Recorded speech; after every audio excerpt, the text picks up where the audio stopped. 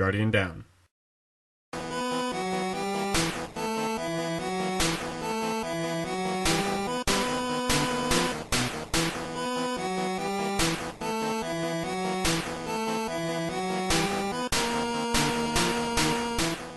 Hello and welcome to another episode of the Destiny Truthcast. This is episode number 45.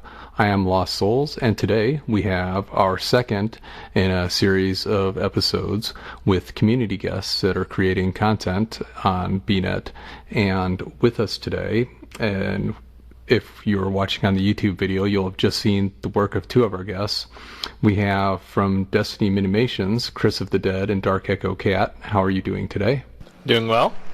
Doing pretty great, thank you. How about yourself? Doing well. Appreciate you both being here. And we also have from bnet, the Orwell. How are you today, the Orwell? I'm doing good. I just want to say thank you for having me on the show. It's a great honor. I'm very thankful for this opportunity. Well, we're glad to have you here as well. And as always, I am joined by my co-host today, RedWingGirl. How are you doing today, RedWingGirl? I'm doing really good. It's been a good day so far. How are you doing, Souls? I'm doing well, but I think I'm doing a little better than you because it's like freezing there, and it's like the most beautiful day in the world here. Yep, Seattle's weather is horrible. Rainy right now, cold, typical Seattle. Well, we have a amazing program, I think, in front of us today, and to start out, we'll throw it to you, Chris, and if you could, just tell the community a little bit about yourself and what you do within the Destiny community. Well, I do a few things. I come from a background of animation with the company Rooster Teeth, and this animated show, Destiny Mimimations, is the latest in a short line of animated, miniature animations, just showing little skits and sketches of just funny things that happen, although this time it's in my current favorite video game, Destiny. Trying to think. Been doing it for about, I think we started the project probably midway through last year, a little sooner than that. Yeah, I'd say about that time. It mostly began with just me wanting to create miniature Guardian models of our characters, and he kept bugging me. He's like, hey, man, you gotta toss me these models. I have a really great idea. I'm like, all right, sure, have at it, man. So I sent them to him, and next thing I know, he's making this crazy animation. And we also do little Let's Play moments, videos, highlights, stuff like that every now and again that are Destiny related. But I think the main thing we put our passion into is the Destiny Mimimations. So you came from a background at Rooster Teeth. If you would just let the community know a little bit about what you did there. Sure thing. I was brought on to be the lead animator for Red vs. Blue Season 12, I think it was. And after that season finished, I did one more thing before I left them, and that was continued what I started on my channel as the Minecraft Minimations, which were Achievement Hunter Minecraft Let's Plays, just animated into little sketches, much like the Destiny Minimations, but using the Achievement Hunter audio. I continued that show for Rooster Teeth under a slightly different name, Let's Play Minimations, and then, well, I can't really let one of my most fun shows to work on die, so I'm bringing it over to Destiny. Well, it's really cool, and I hope that everyone checks it out because, I mean, we really enjoyed seeing it. It really made my day when I came across it. And the other thing I want to ask you is, so how long have the two of you been working together? Is this the first thing you've worked on with the Destiny Minimations? I think we've done a few videos before them, just recording our shenanigans in Crucible and Raids. I can't remember which one came first. I think the first video that Kat and I were in together, or worked on at least in that regards, was Goofing Off in Crimson Doubles, where we went in with the sole purpose of entertaining our opponents. We were wearing full racing gear, blue skull masks, lowest light level you can be, Kvostov weapons before the exotic existed, so just like that 3 light level auto rifle, just goofing off, dancing, trying to put on little shows and see if we can get them to actually not kill us and, see what we were goofing off with.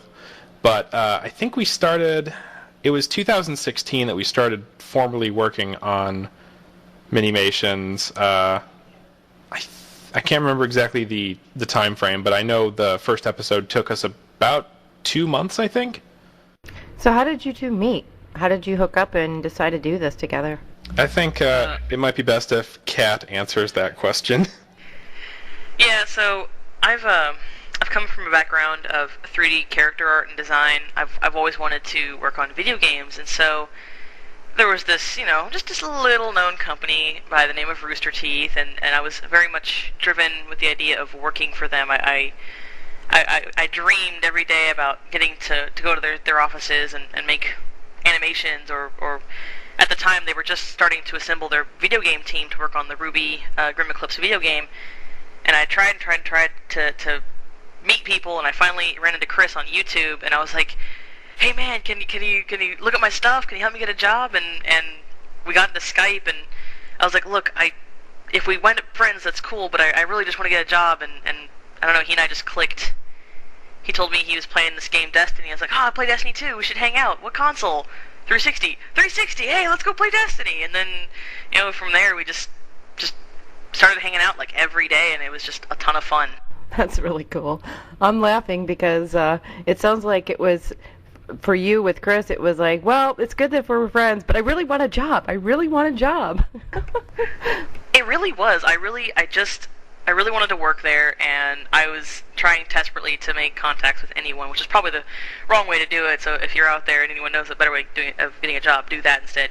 Don't make my mistake. But I made a great friend in the end. So I mean, hey, you win some, you lose some. But I think I got a better win out of this one.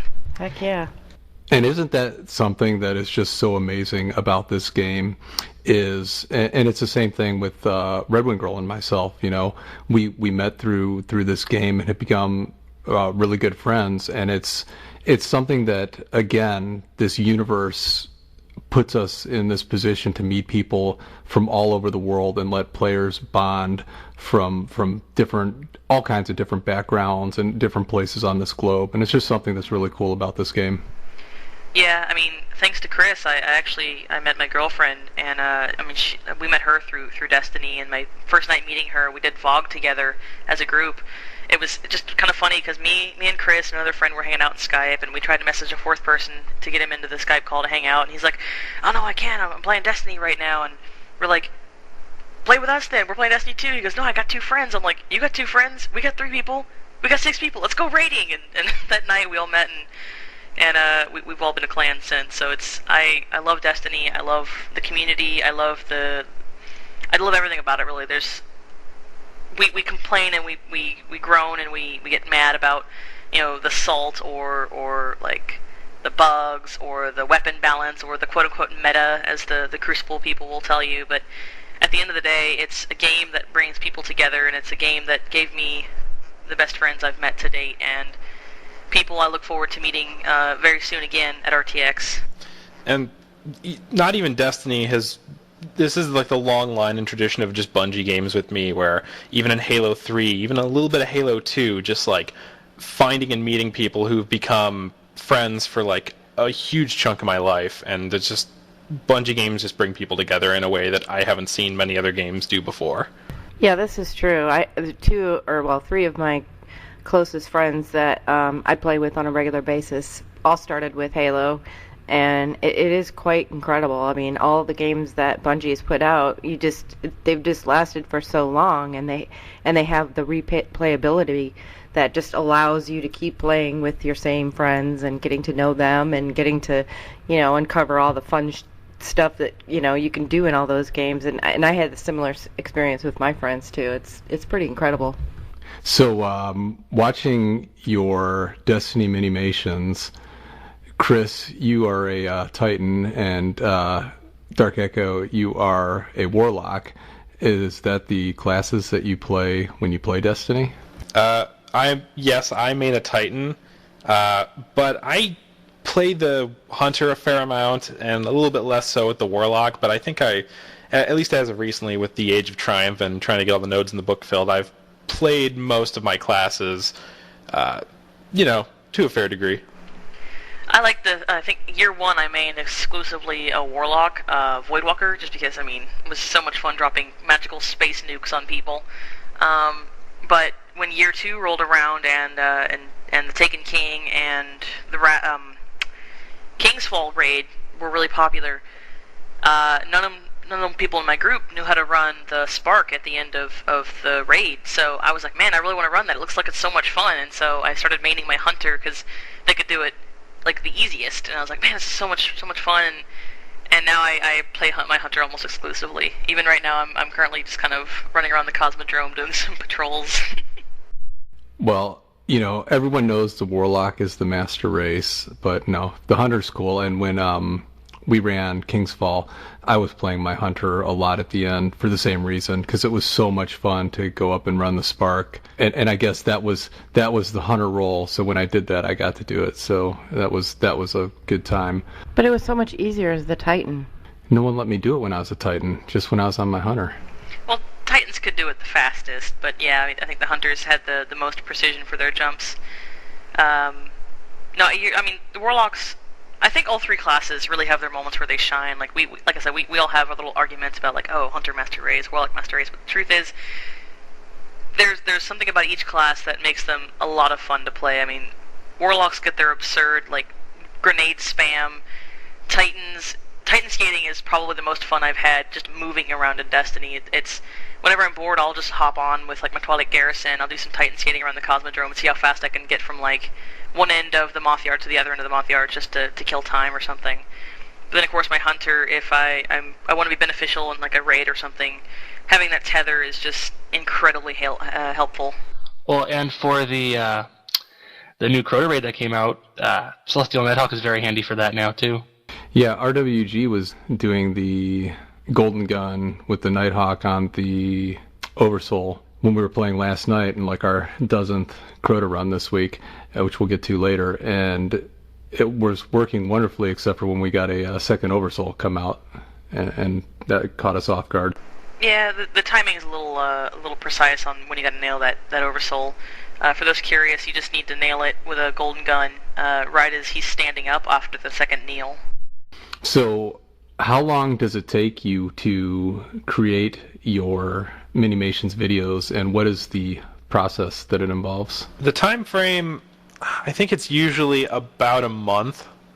We've only got 2 points of data for the sample to base this off of, but assuming we don't need any new assets and we're just going off of the models that Kat has already created for us, it takes about, you can take like a day to write the episode because they're so short, about a week or 2 to animate, and then about a week to render, and maybe a few days after that to composite, mix audio, and get the final version up. And as far as my half of the work on that goes, it's all keyframe animation. I pose the characters, set a keyframe, pose them again, set another keyframe. The computer, I tell it how to transition from one keyframe to the next, and there are probably hundreds of keyframes in these animations.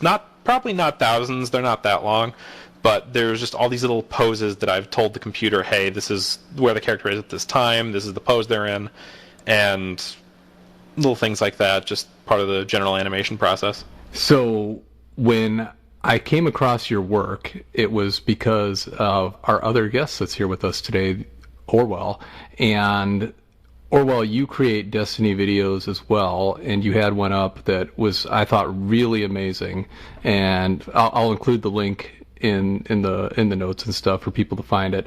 But you had a Titan that was moving through the world with a couple friends and a fire team, and it took me a minute to realize what was going on in the video. He was moving and he was casting his super and throwing hammers, and then all of a sudden, like, I realized that as the hammers hit, it was transitioning him to different places throughout the Destiny universe, and it was just really cool and just something really different than a lot of the videos you see.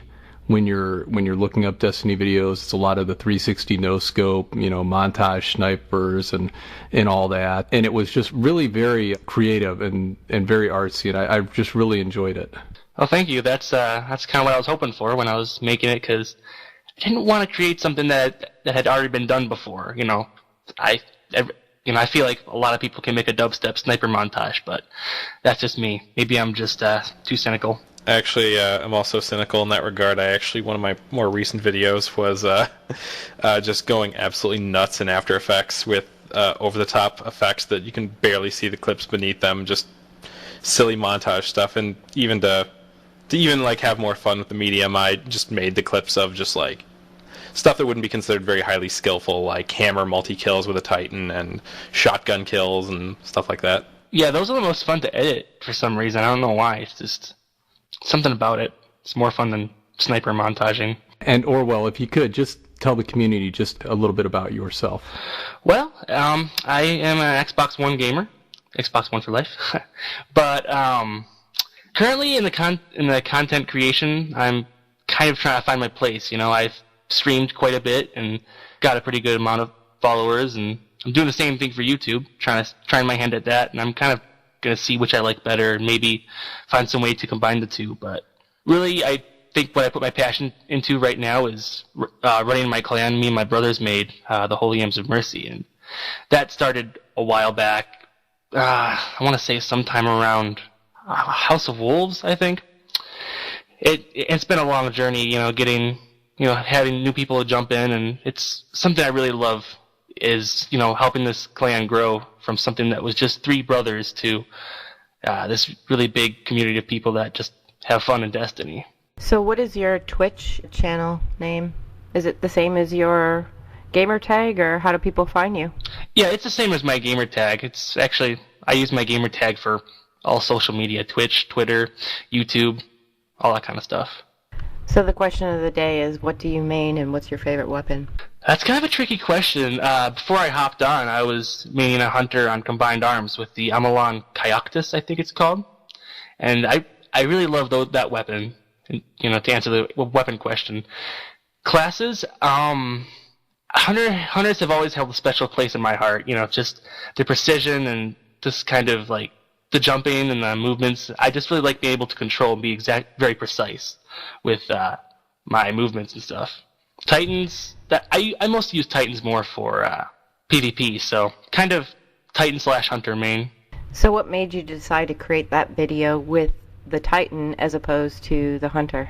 Well, at the time, they had the unlimited hammer patch. I'm not sure if you heard that, not patch, glitch. Yeah, I think they patched it now, but it was really easy to edit using the Titan's hammer and not having to worry about getting it exactly right and having everybody do everything just right in this 30-second time window. It was nice just being able to stand there for 15 minutes and explain things to people. I got a lot of dirty looks from the other people patrolling. They'd walk up to me and they'd kind of shake their head when I was using the unlimited hammer, just standing there. But jealousy. Yep. Or contempt. Not sure which. I kind of ran away. So when did you start creating your videos, and how long does it take you to process them? Well, if you check out my YouTube channel, you'll probably notice not a lot of work goes into 90% of what's up there. And that was a while back, you know, sometime around Taken King. You know, that's when I got this really crazy, this kind of funny prank we pulled. My trials team and I pulled on another team we were playing. We were just kind of dancing, and we lured them all out to dance with us, and then we were kind of mean and killed them. But when that happened, I recorded it, and I was like, I want to put this on YouTube, see how many people watch this. And I was quite surprised with the number of people that watched it. I mean, people said in the thread I made that we need emblems certifying that we were, you know, a-holes, but it was still fun. So do you have anything that you're currently working on, or any planned projects? Yeah, I'm currently mostly planning another project similar to the Titan video, except this time I'm going to try using a hunter this time around, because I like hunters, and I've realized I can do some interesting edits with Blade Dancer and add in more action sequences with Golden Gun. So I wanted to ask all 3 of you where you get your ideas from, and how do you decide how you want to create your content? I assume that there's a little bit of a story idea in the back of your mind, so what is your incentive or your drive to create it? Where's your ideas come from? Yeah, I think at least of the episodes I've written, we've got a couple in the pipeline waiting for more assets to be made. But I think a lot of it just starts off like with a single joke idea, like what if the universal remote actually changed television channels on monitors, or what if in Crucible, when 2 players trade, what if they accidentally instead of getting into a gunfight, they accidentally traded grimoire cards instead of trading kills. Just little silly ideas like that, and usually one little joke will spawn like ideas for a whole episode. And then the other kinds of videos we like to do every now and again, these bet videos. We actually won Movie of the Week with the Titan bet, and it was a visual effects video where Kat and I were around in, I think it was Cade's Stash mission, the only mission you can get in that colony ship in the Cosmodrome, and we saw, oh hey, there's the Moth Yards, and we thought, oh, we could probably make it look like a Titan Fist of Havocs all the way from the colony ship down to the Moth Yards. So we prefaced the video saying, hey, I bet you I can jump down to the Moth Yards from here, and then we used a little After Effects magic and got the Titan to land down in what looks like just two people recording off of their ghosts. And then on the second video like that, we were trying to think of like more ways we can expand on that little series, and we thought, oh, what if a Bubble Titan could shape their bubble into another shape? And in the video, the bubble turns out looking like a cube. So usually just goofing off, seeing things that could work for a video or coming up with a joke, and then things just spawn out from there. I gotta say, I saw that that Titan jumping down from the colony ship, and I actually went out after I saw that video. I went out to the Cosmodrome and I tried it, and I'm like, oh, it was edits. Okay.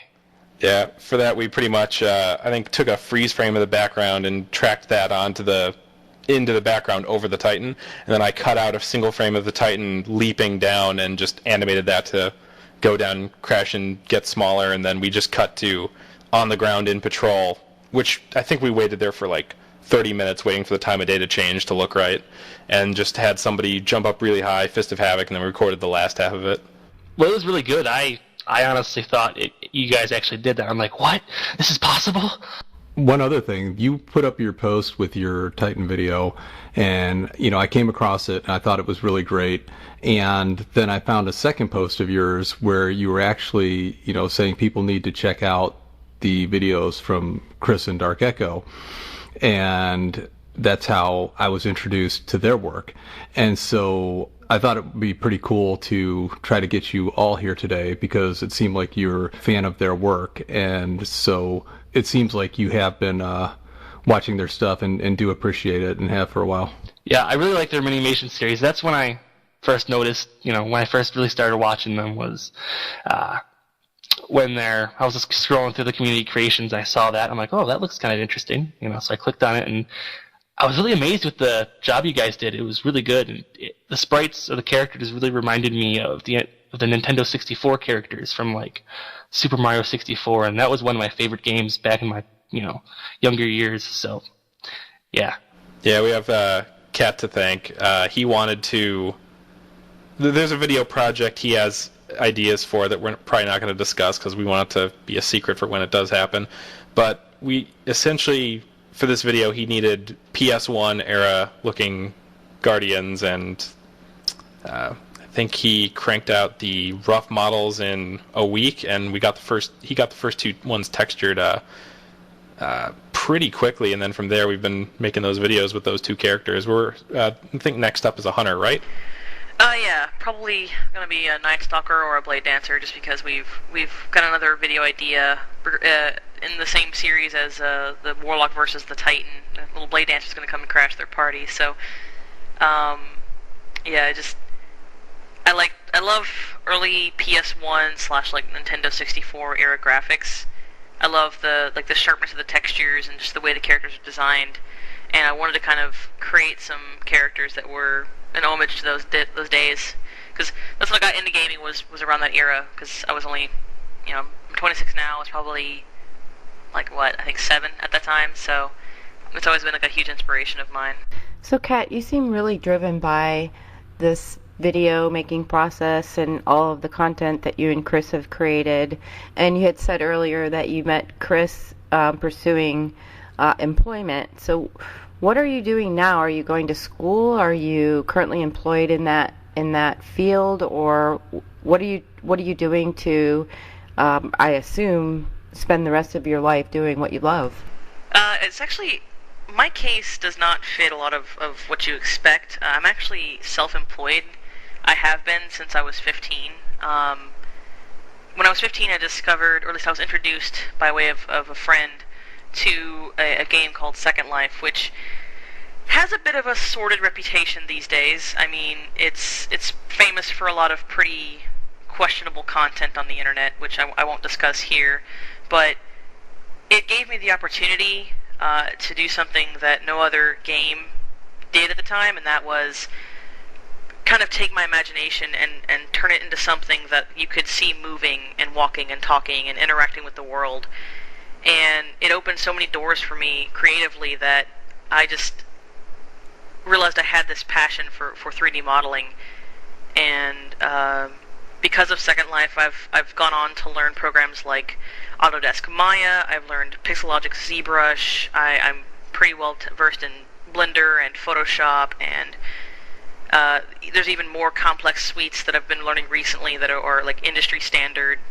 And 3D art's just a huge passion of mine. I got into doing just again as a hobby in SL in Second Life, and it's even paid my bills. Like at my peak in Second Life, I was able to pay all my bills, like my rent, my gas money, my insurance, just off of money I was making selling my own content through the Second Life platform. And even today, I still sell through Second Life because it's kind of what pays the bills. Because when you spend 10 years self-employed, you don't really have a lot of experience in the real-world work industry. And so when you start putting out applications and when you start trying to make connections and impress people, you don't have a lot of history to go off of. So they kind of look at your resume and they're just like, oh, you've got 10 years of no work experience, why should we hire you? And so I did go back to school last year. I was in a year-long program that introduced me to some very incredible VFX artists. And so I've recently been doing some internships on movie VFX, but it's definitely reminded me that 3D art is still my passion. So as much as I'm enjoying the internship, I'd much rather would get a job in the industry. So I don't know, I just love 3D art. I love everything about it. So what company do you see yourself working at in, say, like the next 5 years? Oh, that's a tough one to answer, because I mean, let's see, places I wouldn't mind working if I could somehow make the right connections. I mean, an obvious choice here would be Bungie. I mean, I love what they do, and I wouldn't mind contributing to a game that I enjoy so much. But I mean, another choice I was looking at was like maybe Sucker Punch. They developed the Infamous series. They developed, for those of you who like the stealth platformer, they developed, oh gosh, I'm forgetting the name of it. Stars a Raccoon. Sly Cooper. They developed that series. Growing up, I loved Naughty Dog a lot, but Naughty Dog has such intense requirements for their employment that I know I'll never get a job there. I had tried for Rooster Teeth for a while. Right now, there's a place down in New Orleans that I'm thinking of applying for. So, I mean, right now it's anywhere that will, anywhere I can get a kind of a foot in the door for the industry is kind of my goal at the moment. Well, hopefully you get that foot in the door, because all three of you seem incredibly gifted at content creation and making these videos and what you do. And it's really cool that you have this passion for not just this game, but the industry and the content creation, and you are driven to try to see how far you can take that. Yeah, I mean, again, I've looked into like applying for Bungie. I've actually kind of met a couple of the employees at local events, and it's all really cool people. But again, I love the idea of taking what's in my head, because I mean, most artists, any artists who are listening to this podcast, I'm sure you can agree that growing up, no matter if it was a tiny piece of paper or the biggest damn canvas you could get your hands on, you were always doing something with it, whether it was painting or drawing. And growing up, I would draw on everything. I would create these big worlds in my head and put them on paper and give narratives to everything. Like, I may have drawn a stick figure, but his name was Tantalus, and he was the mighty slayer of the Dragon King who freed the Princess of Eldemir from her wicked capture. I was always a visionary in my childhood, and I figure if I can take my imagination, make it into something that people can interact with and maybe even relate to, and put it out in the world and have them experience it and have something have something emotional within them happen, then I've done my job. For me, my other huge favorite game is a game called Journey, which was for the PS3. So if anyone has played that, then you'll know it's an incredibly spiritual experience as far as games are concerned. The music composed by Austin Wintory is hands down some of the best video game music I've ever heard. If you ever have a chance to go give it a listen, absolutely do. It's incredible. But I want to be able to create worlds that move people the same way that Destiny does, that Halo did when Bungie produced it, the same way that Journey did to me the first time I played it. I remember watching the credits and crying hysterically at just the sheer beauty of the entire experience I had just gone through. And even now I'm thinking about it, and I'm feeling moved. So it's a huge dream of mine to make that happen. That is one game. I mean, that is the only game, actually, that I wanted to buy PS3 for. I saw the footage on that game, and because I'm just on Xbox, and I almost just bought a PS3 just for that game. And hearing you talk about it, now I'm like, oh man, I really, really still want to play that game. I'm going to have to buy it. It's worth every penny. And Orwell, what kind of do you see yourself doing with the video content? What are your goals going forward? Is this something that you want to just keep developing more and get into kind of full-time doing, or is this just a hobby? Right now it's just a hobby. I would love to have it become something more, but then there's always a time issue. I'm very busy with school and my violin practices and lots of other things. Just really hard to fit in time to start shooting and editing and stuff. If I can find more time in my day, I would love to start making something that's a little closer to part-time than hobby, because it's really fun just taking something like Destiny and making something nobody's seen before, and everybody's just like, whoa, that's something I've never seen before. That's really cool. Good work. It's what I really like doing. So from where I see myself in 10 years, I don't know, maybe working on Destiny 5 content of some kind, So I wanted to ask all of you, too, about how your work has been received generally, and how, on the negative side, you deal with that internally, and how you deal with it as well positively. Yeah, I think I haven't really received a whole lot of negative or negativity towards any of the videos that I've made with Kat or on my own or in the Raid Parade. I think of the people who watch my videos regularly, there's only like a few hundred, and it's usually all likes, if I get any at all. But the Mimimations are usually really well received. Usually share those on Reddit, community creations, and more people have positive things to say than negative. Although I think recently there were a few people who said a few negative things about they just didn't like the humor, or they thought that the jokes in it were not that good, and I'm like, oh well, this is one of those things where not everything is going to appeal to everyone, so reach out to your target audience. I like to make people laugh with really silly jokes and just stuff like that, just aiming to make people laugh.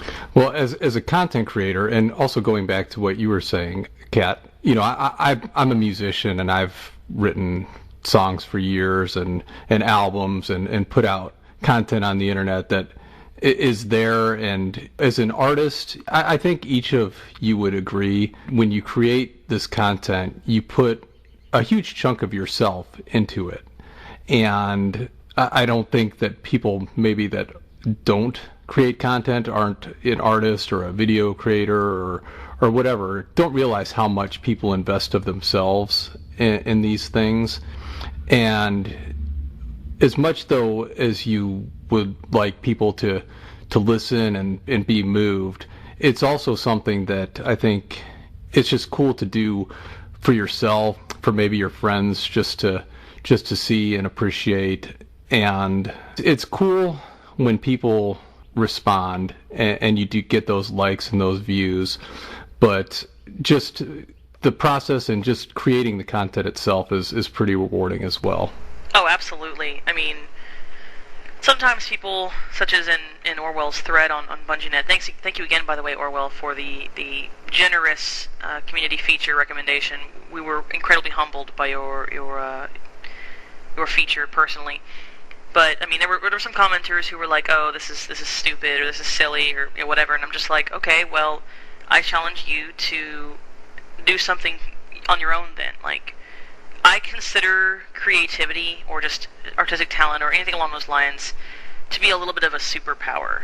Whether you have it in droves or in spades rather, or whether you're simply kind of testing the waters and you think you have an idea that you want to share with the world, do it. Don't ever talk yourself out of trying something new or creating something that brings you happiness, because we live in a tough world, and I think there's a lot of beauty in art, and it's important for people who have ideas to do something with them creatively, because again, it's like a superpower. If you don't use it, it doesn't benefit you or anyone to just have it sit there and rot. So not everyone's going to enjoy it. Not everyone's going to have the same taste as you, and that's kind of the beauty of the dichotomy, is that there's always going to be someone out there who has their own vision of something, and it's not always going to line up with your vision, and that's perfectly acceptable, because I don't know, it just, as a species, it's just who we are. So yeah, but it does suck when you get that comment of, well, I listened to 30 seconds, it sucks, and you invest all these hours and days and this huge part of your life into creating this, and then someone listens to 30 seconds and dismisses it. That's a little rough. But it will never outweigh the sense of gratification that you find when your work does touch someone. It's the feeling of someone responding to your work is 10 times more invigorating than the frustration you feel at someone talking down about your work or ignoring it or saying they'll listen to 30 seconds of it. That's fine. They have other interests. There's other artists they support. That's okay with me. But I mean, Chris, I had received a message from a father in the Destiny community who said that his two boys, they love to play his Titan character in the Cosmodrome, just running around and flying, and they love that Titans can jump around and fly. And he showed his boys the second video, the Nova Bummer episode of Mimimations, and he even showed them the first episode about bubble trouble, and he said that his kids just laughed hysterically for quite a while about the little fart bubble at the end, and it just knowing that our silly little content could bring laughter to a child, to several children, because it's not the first father who's told us this. It makes me incredibly happy, because that's all I ever want, is to bring happiness to people's lives, and if I touch even one person's life and make their day better, then that's all I ever need. That's all I want. That's all I care about.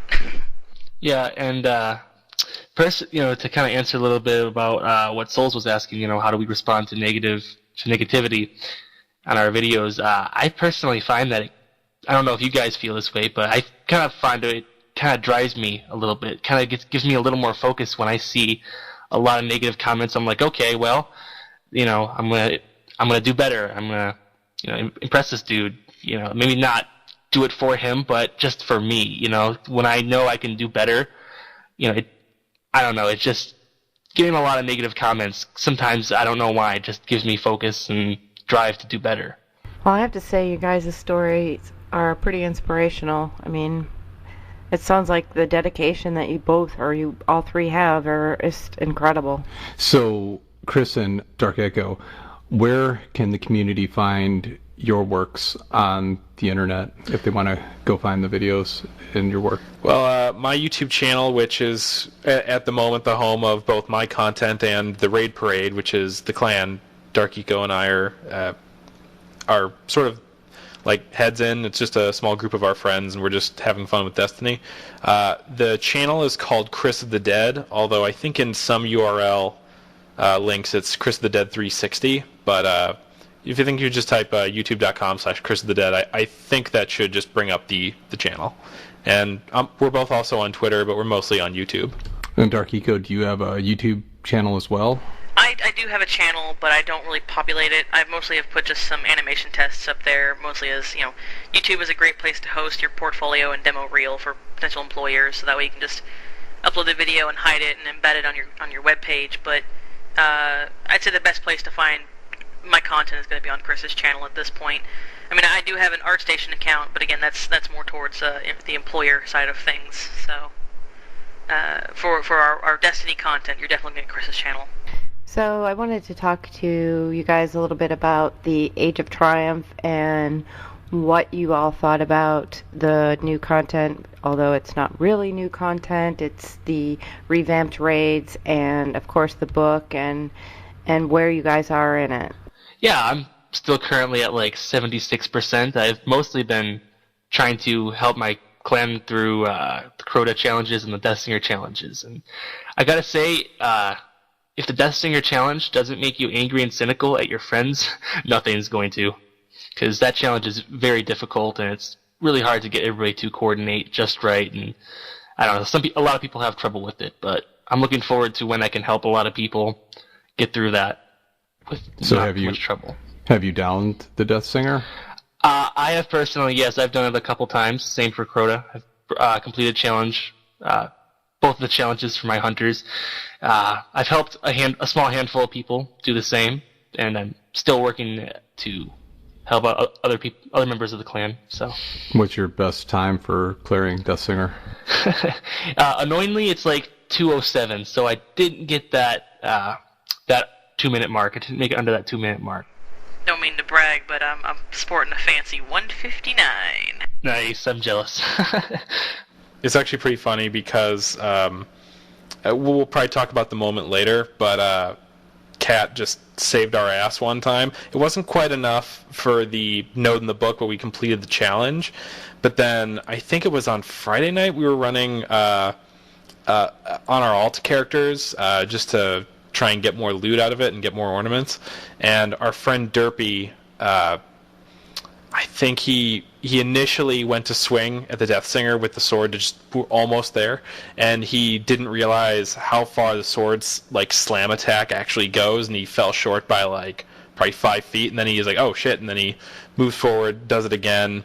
And we're like, oh cool, we got it. We got it in the book. Then a few of them looked in the book to see the record time. It was like, oh, we were 1 second away. Oh man. Yeah, we've run it. Well, RedWingGirl and I have run it, I think 8 or 9 times now. RedWingGirl, Deathsinger. Yeah, a couple times just to get all of our friends through it. Yeah, and we've gotten our best time. We've done 156 twice now. Is the best we've done. Not bad. I think someone on Reddit today was reporting a 136. So I mean that's extraordinary. Yeah, I was looking. 136 is extraordinary. Just looking, I run a stopwatch as we're going out to kind of have an idea of where we're at as we're going up and whether to hit her or not, that we're going to complete it. And just my estimation, I could see us shaving another, I was guessing 8 to 10 seconds off that. But a 136, that's insane. Speed demons over there.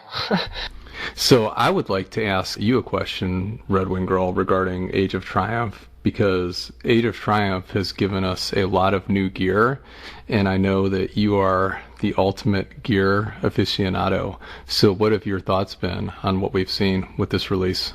Well, I mean, back several episodes ago, we talked about, the potential to open up kiosks to have the availability for all of the gear ever. And they basically did that. They gave us all of those dusty engrams for every single Vanguard and Crucible and all your factions. So they have all of that, and plus now you do the Crucible and the rewards drop there for Trials of Osiris, which I think a lot of people probably don't like, but the potential there is that you're getting all this new armor, and on top of the Age of Triumph armor that you can get through the boxes. And then once you complete the, whichever character you're maining, the Hunter, the Warlock, or the Titan, you can get the class item. They've just really given us a lot of stuff again. And I've really had a lot of fun. The only downside that I have with it is the tier level, because I'm always trying to get 11 or 12, and usually those kinds of armors don't drop that. so that's the only downside. But I've had a lot of fun getting all the new armor, and I'm 100% on the book. I ordered my T-shirt already, and I'm just trying to get my Crucible page finished and my raid page finished. I was going to say, if you don't mind me asking, what percentage did you hit that then you were then able to order the shirt? Because I know I'm not going to get flawless in trials, so just want to know how far I need to actually go with this. Well, the beauty is that I have 0 in trials because I'm really bad at Crucible, but I did all of the pages, but I filled out my Strike page, my Titan page, my Hunter page, everything. I filled out everything except for the Warlock, which I'm working on now, and the Crucible page. So I actually was very close with just doing one character. If you just take out the Crucible and the Trials of Osiris, but every other page completed, if you just do one character in a half, or just one character in the Strike page, you can finish it. So it's pretty easy to do the 100% completion on. I didn't have to do the Hunter, but I'm going to complete the full book. I'm eventually going to try to do the Trials of Osiris, but you don't have to do that. If you just do one character and all of the unrelated pages of PvP, you'll get it. But you have to do the raids. I mean, at least one raid. And we did the challenge too, so maybe 2 raids and then you probably get 100%. Well, I mean, the group Kat and I are in, we've lovingly called ourselves the Raid Parade based off of the night we all met. So if we don't complete the raid page, I think we're going to have to turn our Guardian badges and basically hang our heads in shame.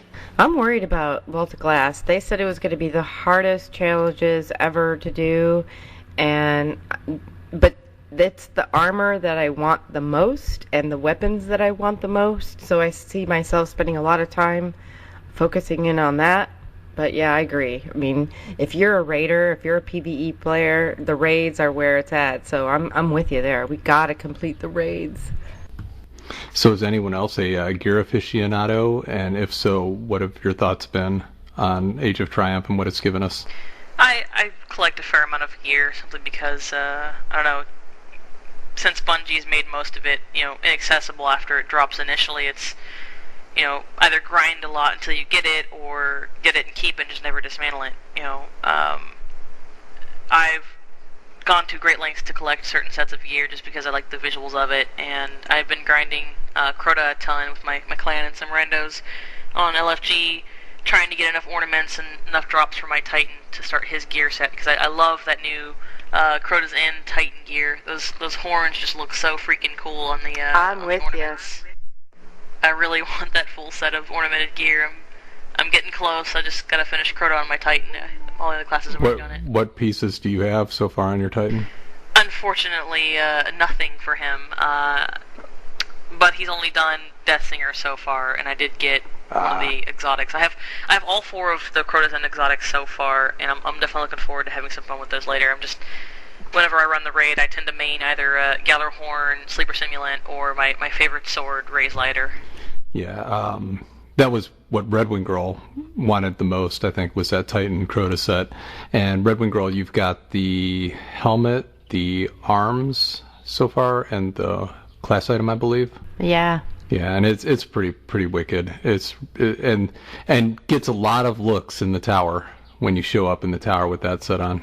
I think Kat and I, I can't remember exactly if we just had come straight from the raid, but for some reason we found ourselves in the Iron Temple, and there was some just Guardian with I think the Titan headpiece or the Warlock headpiece with ornaments on from Crota, and there was very quickly just like a mob of Guardians just like all like pawing over him, just going like, ooh, look at the armor, and just like kind of crouching up and down over and over again, dancing, waving, and I think it freaked him out a little bit because he eventually started running, and just this mob of Guardians chasing them, trying to look at their sweet new armor.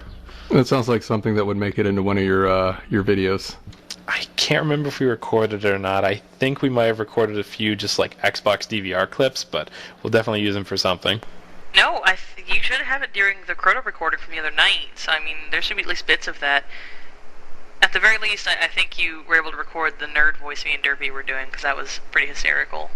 And real quickly, RedWingGirl, you've got your Crota set going, but you've also got a Hunter set out of the completion of the book, your class item, where you have your chroma on your cloak, and it's looking pretty awesome. But that Warlock set that you have from the treasure sets is my personal favorite. What is your favorite set that you're wearing at the moment? I like them all. I mean, honestly, unfortunately, I know I'm going to be the bane of the community, but I threw some money at the screen, and so I have all 3 sets of the Age of Triumph gear, and I have all of the class items because I finished all my character stories, and I'm now working on the Warlock for the armband. But they're all just really cool because, they're chroma applied, so you can change the colors, which, always makes the whole gear look completely different. But, that's just the staple. But I'm still focused in on getting my raid gear. I want the Crota gear for my Titan, but I also want the Vault of Glass. I want the Vault of Glass for my Warlock and my Hunter. And I haven't even, begun to think about the new armor that comes with the Taken King raid, and also the other one, the Wrath of the Machine, which I don't really like that raid at all. And I don't really like the armor, so I'm probably not going to focus on that a lot, but we still have to finish it, right? So they just really did a really good job of taking all the raids and just upping it like a couple notches and adding like some really cool gear. But just enough about that. I wanted to know what you guys thought about the complete revamp of the Crota raid. What did you think about the bridge reveal and the sword part, and also what did you think about the challenge at the end? I know we talked a little bit about trying to get that under that 2-minute mark, but what did you think about the challenges in Crota? I really enjoyed I think I enjoyed the bridge portion the most for obvious reasons, which I'll elaborate on in just a moment. But revisiting Crota and having it actually be a somewhat challenging raid again was it was actually incredibly refreshing. I'm one of the few Guardians who subjected themselves to the torture that is learning to solo the level 30 raid with the intent of getting the Flawless Raider achievement, which I thankfully now have on 360 and Xbox One. 100% of Destiny twice now, just because I wanted that gamer score. But learning to solo it and having it actually be a difficult raid again was incredibly refreshing, since I was so used to just steamrolling through the abyss and cheesing my way across the bridge encounter, and then glitching through the thrallway using like Sleeper Simulant on the Shriekers, and then of course melting your Ute with like a sword or something. It was just, having it be fun again was awesome. But the bridge encounter where everyone's across and 6 swords spawn, and suddenly you're just surrounded by like 50 knights and everyone's just going ballistic with sword slams and swings, and that right there is the definition of mayhem. Like, if you think Mayhem Crucible is fun, wait till you do that raid. Like, anyone who's never done the raid before, at the very least, try and find a group to do just that encounter, because that is one of the most fun things you will ever do in Destiny. Just getting to go absolutely ham with a sword of Crota, which still feels more satisfying than your own sword. Like, having that thing and getting to swinging around and knock some heads is just fantastic. And when our group was doing it, I unfortunately died before I was able to cross the bridge, so I just had to sit on the sidelines and watch everyone else have all this fun. But thankfully, when we went through it a second time, I managed to stay alive for that, and actually, it was a blast. And I think we had a video earlier where we spent probably 30 minutes in the tower getting prepared for the old school Crota raid, and then we made a joke about it at the end. It's like, oh, we spent more time in the tower preparing for this raid than it took us to actually beat the raid. And in stark contrast to that, I think we spent, I think the full run took like 2 or 3 hours to finish it this time across 2 different sittings, and it's like, oh man, this is actually a lot more fun now that things are fighting back and there's a lot of coordination involved. Just like all the fun that comes with the raid is just, it's back. You know, the funny thing is that the team that I normally do it with, you know, we did Crota back when we were only allowed to get to light level 34 or whatever, and we would do Crota and Vault of Glass. But after we were higher light level, we actually went through Crota like legit. So a few days ago, I was asked to join a raid from a friend of mine who only ever cheesed it, and him and his clan didn't know how to get through it because they didn't know how to cross the bridge. They didn't know, you know, how to do the actual steps of the Crota raid. They were like, well, who's going to be the hunter that's going to run the lamps? And I'm like, we're not doing that. We're all going through it, and we're all going to go through the beginning of it, and then when we get to the, you know, the totems and you know, we're going to cross the bridge together, and because you have to, you know, it's a requirement that at least 5 people had to get across to get those swords to spawn, and they just didn't know what to do, and it was really funny watching people that have cheesed it for so long not know how to actually do the actual raid. And I have a feeling that there's going to be a lot of people that are going to have that same experience in Vault of Glass, because they did have a reveal just recently with a few of the items that some people have found out going into the Vault of Glass with 3 of the relics, and, you know, just a few things that, you know, we know has changed. So it's going to be really interesting to see how people will fare in the Vault of Glass. And I think for the original, you know, alpha gamers that originally went through the first Vault of Glass, even though they may have cheesed it later on, they still kind of knew how to do it because you had to do it before you found the cheese spots. I think it's going to be pretty challenging for those latecomers that were only brought into the raid by learning how to do it via cheese. I actually can't remember the last time our group cheesed Vault of Glass, just because we're so high light level. We just go in, we're down in the arena, we're not up on the rocks sniping with Icebreaker anymore. We're actually just down there just doing it normally, and surprisingly it still bites pretty hard, at least on hard. And yeah, so it'll be fun to see at least what new things are waiting for us there. But I think the last time we tried Vault of Glass, half of our team was drunk, and it was just after Christmas, and well, that moment, that whole thing is on YouTube. But yeah, I don't think we've cheesed Vault of Glass since year 1. I don't think. Well, they fixed that, so there's no standing up on that ledge anymore, sniping those oracles or whatever they're called. That's done. They make you join the group now with a timer.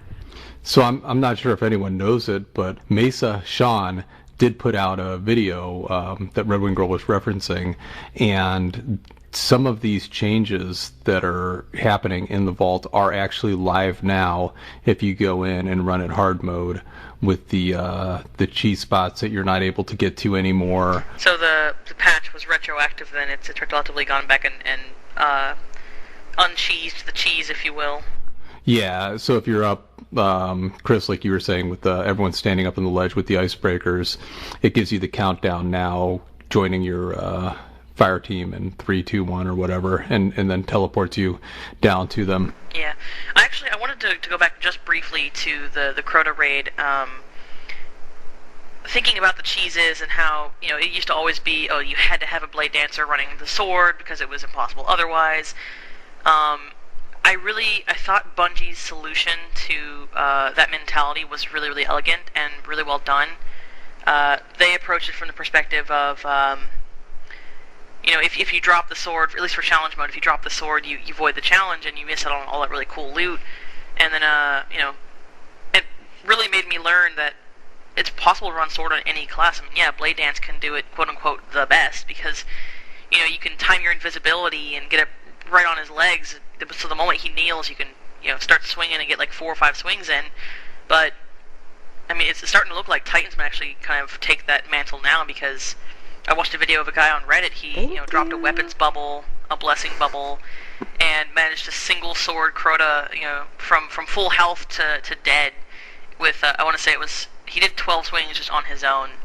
And I mean, that right there was an achievement. So I thought Bungie's solution to that whole mentality of, oh, Blade Dance was only was very clever and has given people a lot of chances to learn how to run sword that might have never even thought to try it because, oh, they didn't have a blade dancer, or, oh, they didn't think they were good enough to do it.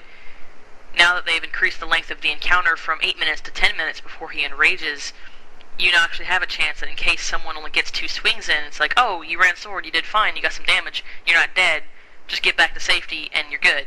It really does open that encounter up to a lot more people so that everyone can try to run the sword for the first time. Because it's, to me, one of the most heroic and satisfying things to do in Destiny is to get up there with that sword, to start whacking away at Crota and finally down him and hear that scream as he dies, and your screen just fills with loot and everything, so...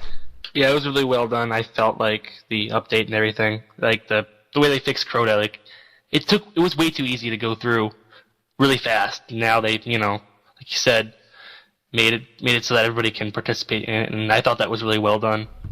So, how many times have you run the raid so far, Orwell? I've ran so many, I've kind of lost count. There's more attempts than completions. I want to say upwards towards 20 attempts. 25 attempts. I don't know. It feels like that anyway. At Crota this week, you've gone in that much? Yeah, trying to help out my clanmates and stuff. Wow, that's incredible. And what have your drops been like? Are you interested in the Crota gear sets, the weapons? What are you looking for when you go in there? Well, the first weapon that dropped for me, the first exotic weapon anyway, was the Word of Crota, and it brought back all the memories because my first raid weapon I ever got out of Crota back in year 1 was the Word of Crota. So I was very, very sentimental about the hand cannon. And as for the gear, I honestly don't like it that much. I don't know why. It just doesn't appeal to me. The Vault of Glass gear I'm looking forward to trying out and stuff. So one of the things that was asked for a very long time is the return of the Blue Flames. So I'm wondering if you guys have all finished the Nightfall, and what did you think of the Daybreak perk? Well, Kat and I, we both have the Blue Flames. Good to have them back. But the Daybreak is a lot of fun, but it doesn't make the entire strike that much easier because they've also thrown the Rainbow Burn on for every single damage type, so every single enemy hit on you in the game is like that much more powerful now. We found, just the sword vandals in Taniks just melted us if we didn't kill them first, or if they managed to get inside like the Titan bubble or something like that. And I think just anything with shock, any sniper bullets, you were almost dead after one hit. It was fun to be able to use your super almost as often as you wanted, but it didn't necessarily make it infinitely easier than what we thought it would be, just having mayhem supers all over the place. As I say, Kat, I think I might have had a slightly different experience than you because I was running a Bubble Titan and had a little safety net most of the time, but I think you had you were out in the field a little bit more, so to speak, in with all the enemies, just trying to get a lot of damage in. So yeah, I tried running it originally as my golden gun, thinking that, oh man, I'll have all these golden gun shots and I'll just get to melt through things, and I wound up having issues where I kept getting my trip mines blown up in my face, which was my first mistake. I should have been running a different grenade, but I'm used to running trip mines for Crucible for when I run golden gun. Then I was like, oh, maybe I'll try Tether, try and keep them suppressed so that we can, deal with them accordingly. And eventually I was like, screw it, I'm switching to my Stormcaller and eventually, bring her out. And, I'm all gung-ho. I get into the first room where Tanix's lift is, before he drops down, and I pop my super, and I'm going around, tickling everyone to death. And next thing I know, it's I get downed by, a single swipe from a Sword Vandal, like Chris said. And it was a ton of fun. I really enjoyed popping supers a ton, but it actually is exceptionally challenging if you don't have the right mindset. Has anyone else found that you get into those Daybreak Nightfalls and it takes you a minute, you forget that you have your super every 5 seconds and you just are trying to play it regular? All the time. Yes, absolutely. Same here. Yeah, it happens to me every time. I'll just be sitting there, I'll play, and I'm like, wait, oh shit, I've got my super. It's a mayhem. But yeah, we've done it a few times, well, quite a few, and it's been really fun. And we were playing it yesterday, but we were really struggling yesterday, and I was on my Stormcaller, but finally I switched to my Sunsinger and we blazed through it. So yeah, if anyone out there that Sunsinger, that's the class that'll save the day. There is so much shade that I want to throw right now, but I'm just going to keep it to myself. So I wanted to ask you guys, did you, in any of your completions of the Crota, did you guys get the shader? No, I did not. Not that I know of. There's a new one, I believe, but I haven't seen it drop yet. I haven't seen it drop for anyone, and I think people on Reddit are, compiling data and making lists and spreadsheets, and it's like, who ran it, what were they doing, did they get it, how many times did they run it this week, and the general consensus is that it is most likely bugged, because someone actually got the new Weldfire shader to drop from Wrath of the Machine, and it's not the featured heroic right now, so there seems to be some bugs with the drop rate, which tends to be a prevailing issue with Destiny, as, the Comitatus and the Fatal Vision, and, even the Nanopiosis ship from Wrath of the Machine. So I don't think we've seen the new Crota shader drop at all. Yeah, we haven't either, and like I said, we've run, I think, 9 runs together, and RedWingGirl has run another beyond that, and it really bums me out. I hope that it's not a bug for all of the raids, because that Vault of Glass shader is incredible. Yeah, my girlfriend, she saw it in the kiosk and previewed on her character, and she's just like, this is my new shader, I have to have this absolutely right now. So I have a feeling we'll be grinding out Vault of Glass until she gets that.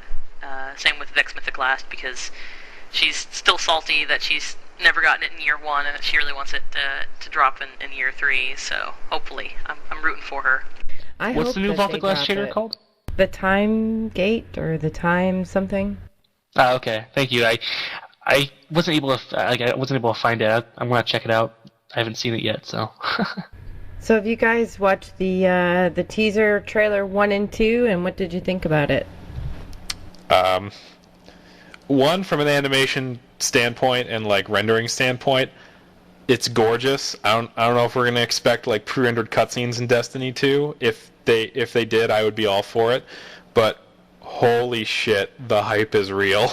Yeah, everything I was doing when I saw that trailer that day, everything just ground to a halt. I'm just like, okay, I gotta watch this a couple times. I really liked the first one with Kate sitting at the bar. It was the perfect segue into 2, with his joke making and everything else in the end. It was pretty funny. I loved it. So is Gary now the most loved character in the Destiny universe? I think he's going to be the most hated. He blew up all of our gear from Destiny 1.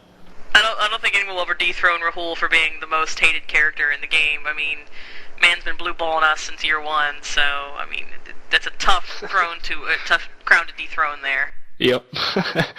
So I wanted to talk a little bit about the revised PvP maps and what your experience has been in that in terms of red bars. A couple episodes ago and many Iron Banners ago, they had made some adjustments to skill-based matchmaking and connection-based matchmaking, and the hope was the reduction of the opportunities to play whichever game mode you wanted to would be more people in the pool, so it would be less lag. But I'm finding more red bars now than I ever did before. So what has been your experience? I haven't noticed too much of a difference. I know just the few times I played Supremacy this week. I'm a little disappointed they didn't at least keep Clash and Control as the 2 constants, because I know when multiplayer playlists come and go in Bungie games, they usually keep the core ones that people keep coming back to available at all times. And the fact that Clash and Control aren't always available is a little disappointing. But from what I played in Supremacy, and I don't play too much Crucible outside of Mayhem Clash and Iron Banner, it seems about the same from what I've seen. I don't know if Kat has experienced anything different or not. Yeah, I've lost a fair amount of melee battles with red bar warriors. People zipping all over the screen because their connection's about as stable as a manic attack. But it's probably about the same as when it used to be. The lack of the core game modes, like Chris said, is certainly upsetting. But I get why Bungie did it. I may not agree with it, but I get it. And there definitely has been shorter matchmaking times, because we're definitely finding matches a lot more quickly, but there's still... I think proportionally the lag is the same, because you're taking those laggers who are all spaced out amongst different playlists and putting them all in the same playlist, so it's a higher player count, but a higher number of laggers, because it's still just kind of a relative percentage. So I haven't really noticed a difference. That's the most sense that I've heard about the reason why I see more of it than I've even thought about. That's a good point. I think the reason why they probably removed Clash is they're probably going to, the next Iron Banner is probably going to be Clash. That's the only thing I can think of. Well, they did say, my apologies, Orwell, but they did say that the nodes will actually swap out weekly. Like, I think the first node swaps between 2 different game modes, and like the nodes themselves will just swap out each week between different game modes. So, 1 week it's all these types, next week's all these types. So, it's not so much that they removed it with for the intent of upsetting people. It's just that they wanted to try and reduce the number of gameplay options to try and get more users into the same matchmaking playlists. Yeah, and in regards to the Iron Banner, I actually heard, one of my friends told me he read over the patch notes, and he noticed they said they added functionality in Iron Banner for Mayhem Clash and different Mayhem modes, so we may be getting, some Mayhem Iron Banners. Finally. I don't know, though. That, I cannot tell you how much that excites me. Chris will tell you 80% of my kills in Mayhem Clash are from trip mines. It's unreal.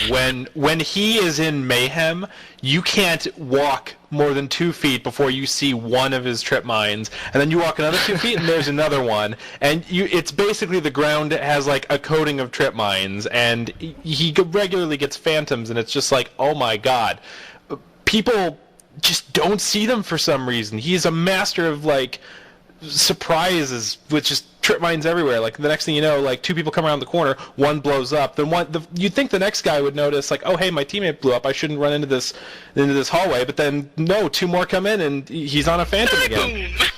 So let me ask you this, Dark Echo, as someone that uses the trip mines, what are your thoughts on trip mines now versus trip mines when Destiny released? Because to me, they were the most fun grenade in the game at launch before they changed them. They've definitely fallen from grace. I mean, there was a period of time when I kind of swore off Gunslinger exclusively when they nerfed the trip mine, because I had tried my same usual, pardon my French, bullshittery in Mayhem Clash, and wound up not doing as hot as I usually did. I'm not to sound like a total stuck-up player here, but when it comes to Mayhem Clash, I'm used to KDs well above 2.5 on average in Mayhem Clash, upwards of on a good day, 7 to 10, just in a couple of matches, because I'm just such a tremendous, douche when it comes to Mayhem Clash. It's fun to me to do that, but without it being able to stick to players now, I definitely miss out on some of those skills, because I wanted to make a sticktage where all I did was just recorded clips of me getting kill credit from across the map, as I just decided to Kobe a trip mine across the map and stuck some poor Titan in the face and blew his head off. But I still have a lot of fun just using Youngkara's Spine, Max Discipline, and then perks that give me increased grenade energy from different types of kills.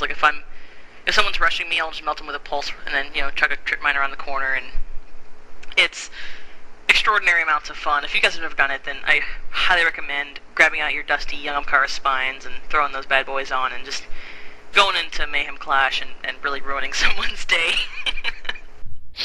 Yeah, the sticks is definitely something, definitely something that I miss, but at the same time, people, they seem to be kind of blind when it comes to those things, flashing really bright red on the wall, and they just run into them. Especially in Mayhem, where the point of the game is, especially if you're a striker, your whole goal is to be rushing as fast as you can to land that Fist of Havoc, before you're gunned down inevitably. But the key thing is when you main a golden gun in Mayhem Clash, you just find a choke point, wall it off with trip mines for days, and, you might get one player who's wise to your nonsense and smartly starts kind of dismantling each one with a gunshot, and they think they're undoing the minefield that you've laid down, but the truth is you've got 10 more on the ceiling and 5 more on the wall behind them, and they really have just kind of backed themselves into a corner. it's some of the most fun you'll ever have in Destiny is just trip mining in Mayhem Clash. Yeah, I used to when I used to originally play my original Hunter, that was my favorite thing about it was the trip mine, and I would suicide almost as much as I'd get a kill, because whether in Crucible or in PvE, the enemy you'd stick them in the face and they'd turn to face you and it would blow up on you as well. But it was a good time. But also the thing with, as we're talking, the PvP changes and how they've pared things down. And again, we've seen tons of lag when we've been playing RedWingGirl and I. But something else that's been kind of a side effect of it is how many things like in the book or bounties that you find that you have that you just can't do or can't complete because the game mode isn't available. And I think that's been kind of an unfortunate side effect of what they've done. There's also, I think they had a similar thing with Year 2 Moments of Triumph where because I think the Court of Orcs bosses and the challenges in the raid rotated out every week, it's just like, it's a waiting game. You got to see when that mode or that boss is available until you can complete it, and before the next, like in that case I think it was Rise of Iron was coming out, or in our case now I guess until Destiny 2 comes out, you gotta just plan your weeks, like keep an eye out what's available at the time and make sure you get it when you can, because if you ignore it long enough you might not get it in time. I was gonna say I never had that problem with the Moments of Triumph Year 2 because when the book first came out, I opened it up and I saw everything was done, and I was just like, man, I missed out on all of this, or I completed all of it, but I didn't really get to participate in the hunting and waiting for a lot of the Year 2 Moments of Triumph stuff. So that's why I kind of liked a lot of Age of Triumph's stuff, because, a lot of it you can't do, or you can't have finished 5 years ago, or, 5 months ago, or whatever, Yeah, it definitely is a really clever way, gameplay-wise, for Bungie to encourage continued playtime, because like, if a player, there's several players out there, obviously RedWingGirl mentioned she's already finished her book and ordered her shirt, which, congratulations, by the way. It's quite an achievement. Thank you. Players like RedWingGirl and many others, I'm certain, who've played so much Destiny that they literally have done everything, and their books would have retroactively been finished before they even got them. I think Bungie handled that fairly well, finding a creative way of keeping players in the game, because at the end of the day, that metric is actually incredibly important. And really quickly, I want to backtrack for just a moment and ask you, Orwell, kind of going back to the raid.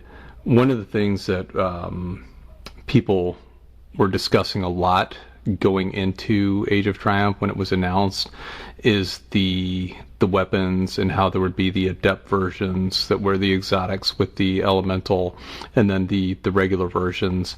What's your thoughts been now that we've seen it and seen these weapons drop? Are you kind of satisfied with what it is, or do you wish they'd done it differently?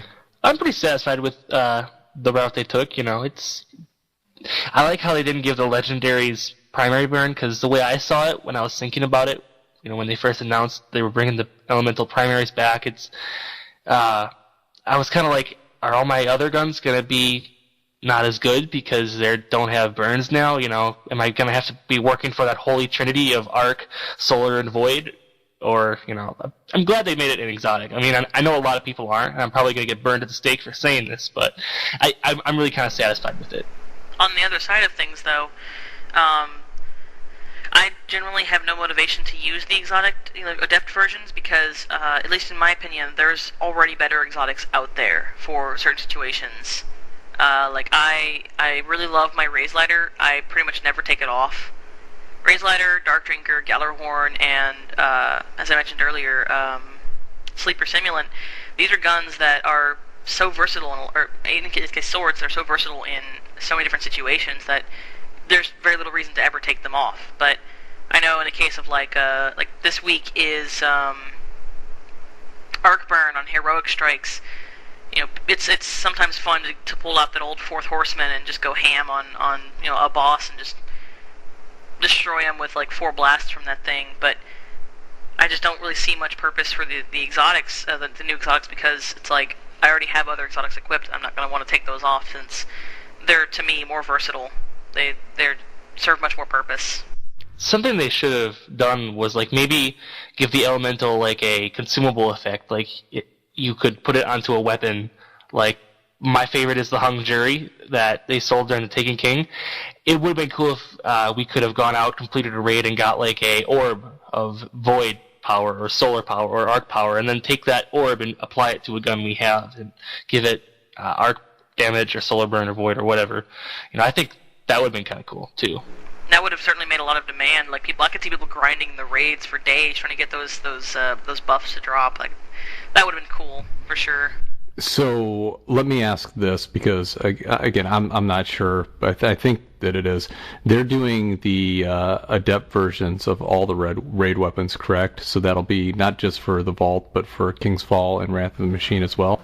I believe so. I think they said that even King's Fall and Wrath of the Machine that didn't have any primary elemental burns on their weapons, they're going to get an exotic version that will have those burns as well. That's the thing I'm looking forward to the most in this game, is an exotic Chaos Dogma with a burn. Just thinking about that's just the most amazing thing I've ever thought of in Destiny. Or, how about Steel Medulla, which is a fantastic pulse rifle. Funky Steel Medulla, exactly. Yeah, we were talking about that the other day. To put and people say that the raid weapons, aren't as good as they were in Vault of Glass days, but and we've talked about this on previous episodes a lot. The Wrath of the Machine has so many just amazing weapons, and Chaos Dogma is probably the best scout in the game, and the Funky Steel Medulla might be, at least for PvE, the best pulse rifle in the game, and one of the best PvE weapons in the game. They really managed to nail getting these legendary weapons for Wrath of the Machine to feel almost exotic with the very unique perks that they have. I agree completely. And it's so satisfying hearing the little chime that goes off when whatever its particular perk kicks in. It's just a beautiful thing. I loved the evolving nature of the Wrath of the Machine weapons, even though from a technical kind of art design asset standpoint, it's incredibly lazy because the developers were able to just take previously made assets. Like if you look at the armor for Wrath of the Machine, most of it is actually just the original baby gear you get when your Guardian is first created, just with some SIVA elements strapped onto it. But at the same time, it's at least from a writing perspective, a very, very clever call out to taking something you've already had before and perfecting it, having SIVA, from a lore perspective, just amplifying this weapon and making it much more capable of killing more efficiently. And so, as you obviously rank up a Wrath of the Machine weapon, it starts to get these SIVA nodules and little wires that pulse and flash as energy moves through them, kind of irrigating the weapon and kind of bringing it to life. And of course it looks very chaotic, it's just kind of slapped together, where you compare it to the very streamlined quality of Outbreak Prime. I thought Wrath of the Machine, from an art perspective, I think is a very, very cool raid.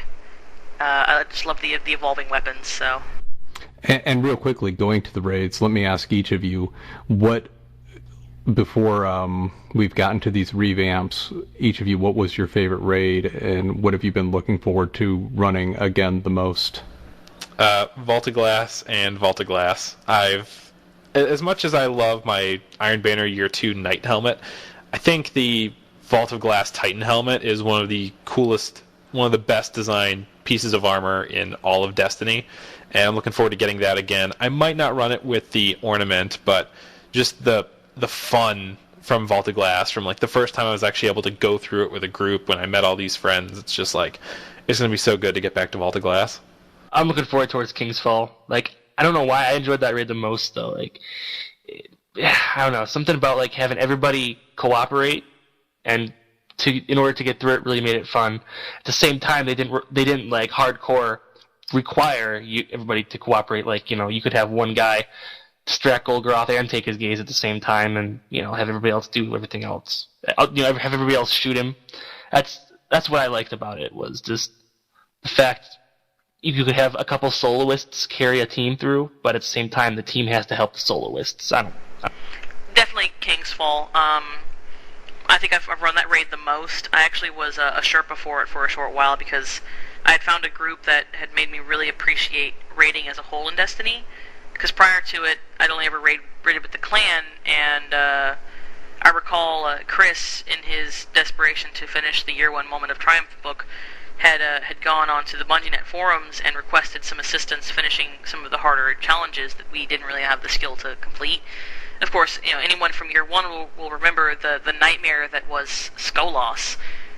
Even when they removed the burns and quote unquote tried to nerf Skolos to make him easier, it was still an exceptionally challenging encounter. And so through him and through BungieNet, we'd met one of our best friends to date, Bieltan, who really showed me the pleasures of raiding. And through him, I learned that being a Sherpa was actually a very satisfying, rewarding experience. And so I ran King's Fall a ton, and I feel like what Orwell said, the balance between cooperation and individual talent is very well done. Like a player who's good on their own will have no issue with the raid, whereas players who may not be the most talented can still complete the raid because they've got someone else there to kind of help them up the challenge, if you will. So it was. I can't wait for King's Fall to come back. Plus, just seeing Oryx's big mug coming over the edge of that ship is like, the music kicks in. Fantastic, cinematic moment. He's just like, "Greetings, Guardians, welcome to my lair." It's great to me. It's so much fun. Yeah, King's Fall was, I've said it a million times on here. It's my absolute favorite, and I just cannot wait to get back in there and run it again. But going back to, just for a moment, to Crota, that's kind of what I was impressed with the most. And I wasn't, obviously, I've said up before on here, a raider until midway through King's Fall, when I started raiding with RedWingGirl. But to go and run Crota now, it kind of reminds me a lot of that experience from King's Fall, where it was such a cool raid because everyone had to have their role and everyone kind of was important within the raid. Which, again, when I ran Crota the first time, you're just standing on the ledge, fire a rocket, you're standing at the beginning, a hunter's running through and then teleporting you to the end of the lamps or whatever. And to see the way they've done it to where, I never swung a sword at Crota. I'd done it once in a Court of Oryx at Mini Crota, swung a sword at him one time.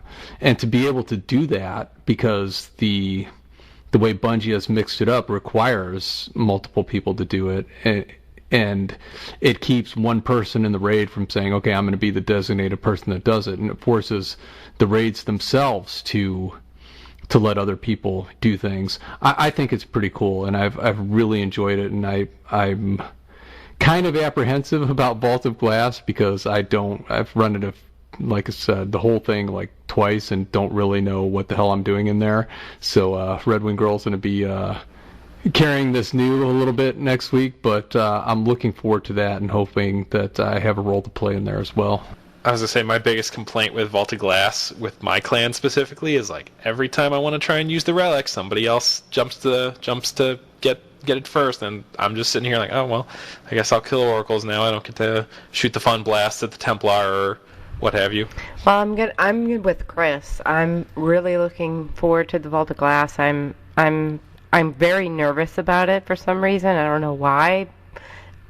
Part of it is because they said it's going to be the hardest challenges of all in the Vault of Glass, so I'm a little concerned about it, but it's the first raid. I have the most memories. I have the team that I started to play Destiny with. We're all going to go back in it again, so I'm looking forward to doing it with them, because I trust everyone's skill in that, and we all enjoy doing it and have fun doing it at the same time. But I'm kind of on the side of King's Fall is another really good raid. Crota was kind of the joke of the raids, but I have a little bit more appreciation for what they did when they revamped it, and I think it's been very interesting the way that they did that. And I'm also kind of looking forward to doing the Wrath of the Machine, even though it's the raid that I absolutely do not like, and I don't run it. So maybe they've made it a few changes there, or hopefully maybe I'll like it. I actually had a pretty firm love-hate relationship with Wrath of the Machine, because I actually took time out of school, and like the whole clan, we all decided we're going to be on at this time, we're going to be on when the raid goes live, because prior to that we'd never actually run a raid the day it came out, and that was kind of our goal, was to run Wrath of the Machine. And we got up to Vosik on our own, and we were having some difficulties figuring out the encounter, but you know, we up to that point had managed to figure out most of it just on our own, which was a very rewarding experience. Running a raid blind is incredibly satisfying because, you know, you don't have these well thought out and well written strategy guides from YouTubers to follow. You don't have, you know, months and months and months of cheese spots that have been perfected to rely on. You just have your wits and your trigger fingers and, you know, your guns. And then, of course, you know, when you finally down that boss after trying for hours to figure out how it is to do it, it's an incredibly satisfying experience. But, you know, the more we tried to do Wrath of the Machine when hard mode came out, and the more we attempted the challenge modes, it quickly became our least favorite raid. It went from being our most favorite to our least favorite because we really enjoyed really enjoyed the siege engine encounter because it was so different. And everyone had always talked about the Death Zamboni, and of course the music is very like, you know, Witness Me, I'm forgetting the name of the movie, gosh, I'm terrible. Mad Max? Mad Max, thank you, it's been a long day. But I loved the visual look of Wrath of the Machine, but hard mode it really kind of ruined it for me, but again, ran it with a group recently, Zip Gun from LFG. Him and his friends, a bunch of really great guys, and they made me really enjoy the raid again. I'm looking forward to running it again when it comes back out, so. Yeah, it's funny. You're completely describing our experience with it. It was the exact same. We really enjoyed it when it came out, and then that hard mode just sucked the life out of it. And we went from where, you know, we were still up the last week that Kingsfall was out, running it on 3 characters up to the last week, to where once that hard mode came out, we ran it for maybe 3-4 weeks, and then we're like, the hell with it, and that was kind of the end of it. So yeah, that raid nearly killed the clan's drive to raid to begin with. I mean, I know one of my clanmates, she swore off Destiny almost entirely for a few months because she was just so fed up with kind of how frustrating Wrath of the Machine had become, how unsatisfying it was to do the encounters, because like one little mistake and you have to wipe, because if even one person dies on some of the encounters, like, you're really putting a huge burden on everyone else. And like, we're not the best raiding group out there. We're not like those groups. We're not the gentleman who can, you know, solo Crota with a pair of DDR mats. But the thing about that argument is the Taken King was like that too, right? If you screwed up at Oryx, you had to wipe. And so I kind of felt like there was something different about the Wrath of the Machine. The final ending, or having to wipe, or any of that, the same kind of experience was there. It was also in Taken King, but for some reason, in the Wrath of the Machine, it was worse. I mean, you definitely have a point there, because I mean, there was a lot of wipes in Kingsfall that were just like, oh no, someone fell off the map again, or oh, I missed the spark because I glitched or something. But you're right, there's something about Wrath of the Machine that just made it just not really a fun raid on the hard mode. The challenges were frustrating, of course. I think the last few times I ran it, I still need to beat Wrath of the Machine on hard mode for the achievement, and once I've done that, I'm 100% of Destiny, which I don't 100% a lot of games, but hopefully I'll get that done. But at the same time, every time I went to LFG for trying to find a group to do Wrath of the Machine on hard, I specifically would say, we're not doing challenges. I don't care for them. I don't care for the armor. I just want to get this thing done. No challenges at all. Yeah, I feel like maybe the challenges just kind of made it, you know, like what RWG and DarkEcoKat were saying is, you know, it just seems harder than Kingsfall, maybe because the challenges just, maybe they kind of kicked it up a notch too fast. I don't know. With Kingsfall, you're kind of gradually going into things. You know, with Vosik, you feel like you're dropped right into the middle of it, and you're, you know, trying to keep everybody alive while you're doing your own thing. I don't know. That's just my personal 2 cents.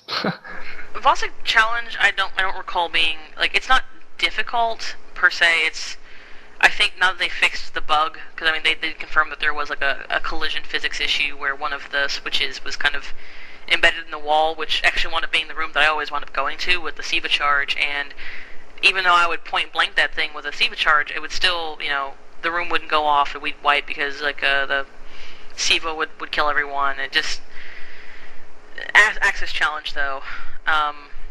That one eluded me for a while, and I think I did. I still haven't cleared that one. It's tough.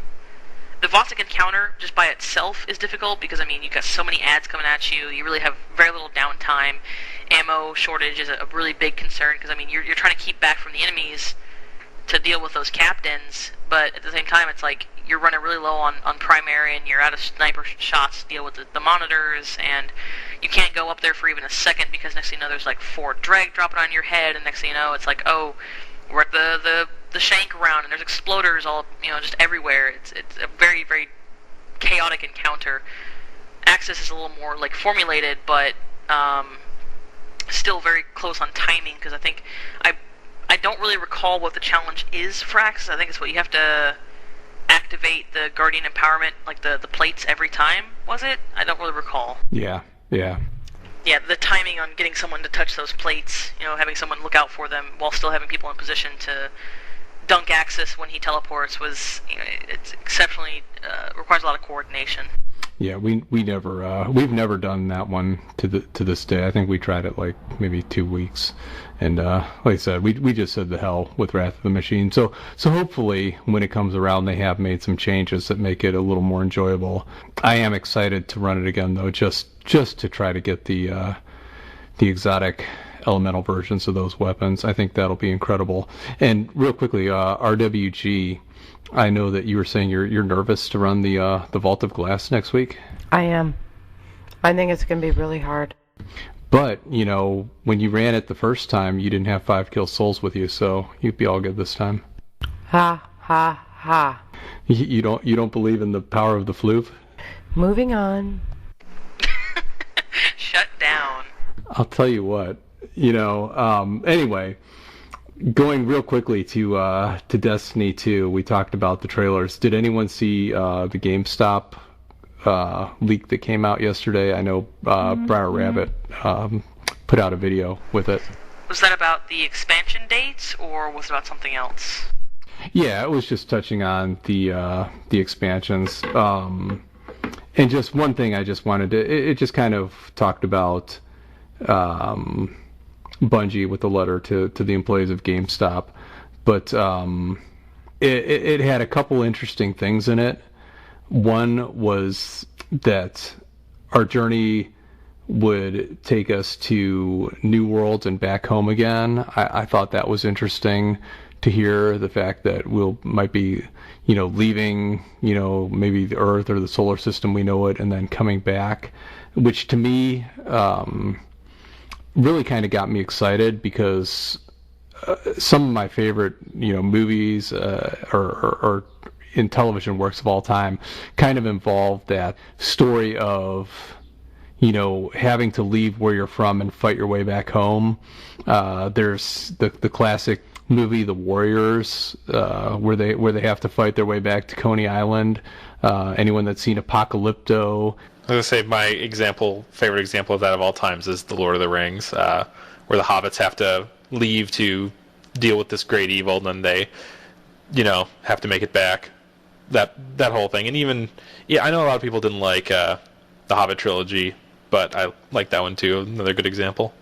For me, it's Titan AE, hands down one of my favorite sci-fi animated films, just because seeing the recreated Earth 2, or Planet Bob as he wanted to call it, is always a really great movie cinematically speaking, or really great shot cinematically speaking. I hope for Destiny 2 that it seems like there were no ghosts in the trailer, which has me genuinely worried, because I don't know about you, but I've gotten quite attached to my little ghost, and I would be very, very upset if something were to happen to it. Especially because, as I mentioned earlier in the podcast, I'm a bit of a lore nerd, and I'm what I would shamelessly admit to being a bit of a writer. So, fan fiction, role play. I like to explore the worlds that I like to engross myself in, and so. And my guardians have backstories, and the ghosts have characters, and I don't want them to be taken away from me. So I'm hoping that our ghosts are just disabled and not taken away from us permanently, because I would be very sad if that was the case. Well, they did rehire the actor that did the ghosts. He's already done a few interviews, so I think we're safe on that. I mean, not entirely. There's still the possibility that he's only there for an opening cutscene, like, you're kind of just loitering around the tower, and then suddenly, boom, all hell breaks loose, and somewhere along the way, the Cabal managed to do whatever it is they do to, quote-unquote, strip the Guardians of their power. So there's a lot of questions that I need to be answered, and I know Bungie will answer those in due time. It's just the wait, I think, will be the worst part of it. Yeah, and then the other one to me is the Robotech, original Robotech series. And so, if they go kind of that storyline arc, that's just something that's always been, I've really loved that kind of storytelling of that, like I said, that having to fight your way back to where you're from. So that's something I think that could be really cool for Destiny 2 if they do it right.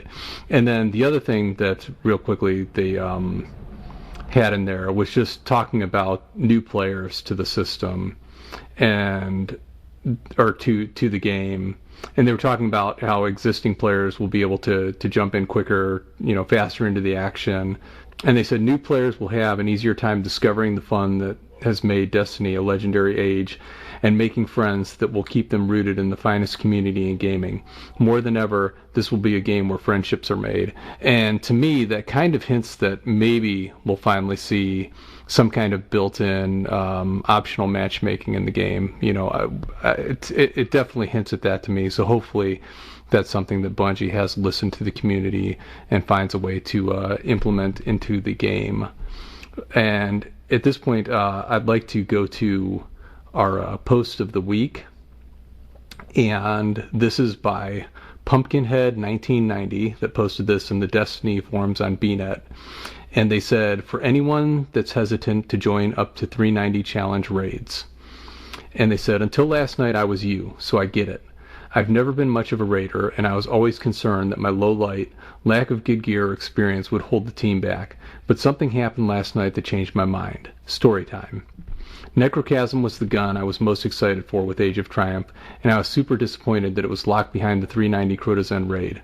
Last night I put a post up on the LFG explaining that I was a novice raider, but I was really willing to listen and learn from others. Got picked up surprisingly quick by an experienced raider that was willing to show me the ropes. Still was super nervous loading in. I straight up explained to everyone that I'm not the best raider, and that I really appreciate someone to explain the best strategy for each encounter.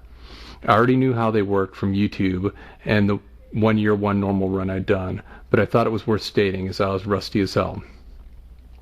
Thing is, I feel it made the team better. Everyone was super understanding, and the fact that the strategy was explained before each encounter made sure everyone knew their roles and what to do. Before each encounter, we were all on the same page, and the run went really smoothly. Sure, we wiped a couple times, but we stopped and assessed where we were and what went wrong each time. Thus, we got better as a team as we went.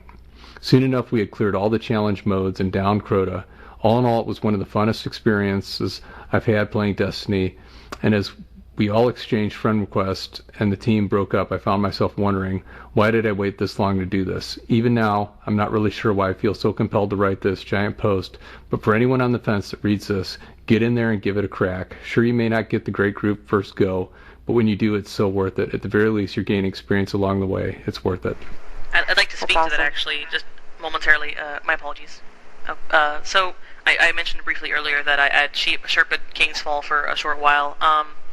It's worth noting that the Sherpa runs I did in King's Fall actually wound up going faster than most runs with quote-unquote veterans, because, you explain the run to everyone, and they're all, people are so nervous about screwing up that they tend to focus, and you meet a lot of really cool people, too, like people who may not be talented at raiding, but are still funny and intelligent people that you can have some pretty hysterical moments with. So for anyone listening who's never really been brave enough to raid, I highly recommend going on like 100.io or r/fireteams or lfg.net. These are all websites where Sherpas will frequent daily and look for people just like yourselves who aren't aren't familiar with raiding but would like to get their feet wet. So it's some of the most fun you'll have in Destiny. It's well worth it.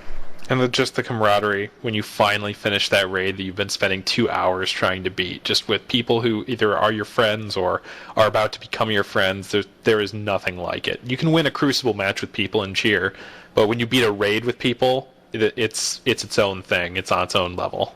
Right, and Yeah. most of these people too are like really good at PvE on their own, right? They're able to do nightfalls or strikes, and they've put enough time into it. And when you get them in a focused raid team where everyone listens to the objective, and they can apply their own skills, plus everyone can follow. Well, not everyone, but most people that follow directions do really well, and so their experience, if it's gone together really well with some patient people, it really is a really gratifying experience with random people that have never raided before. I really like doing it.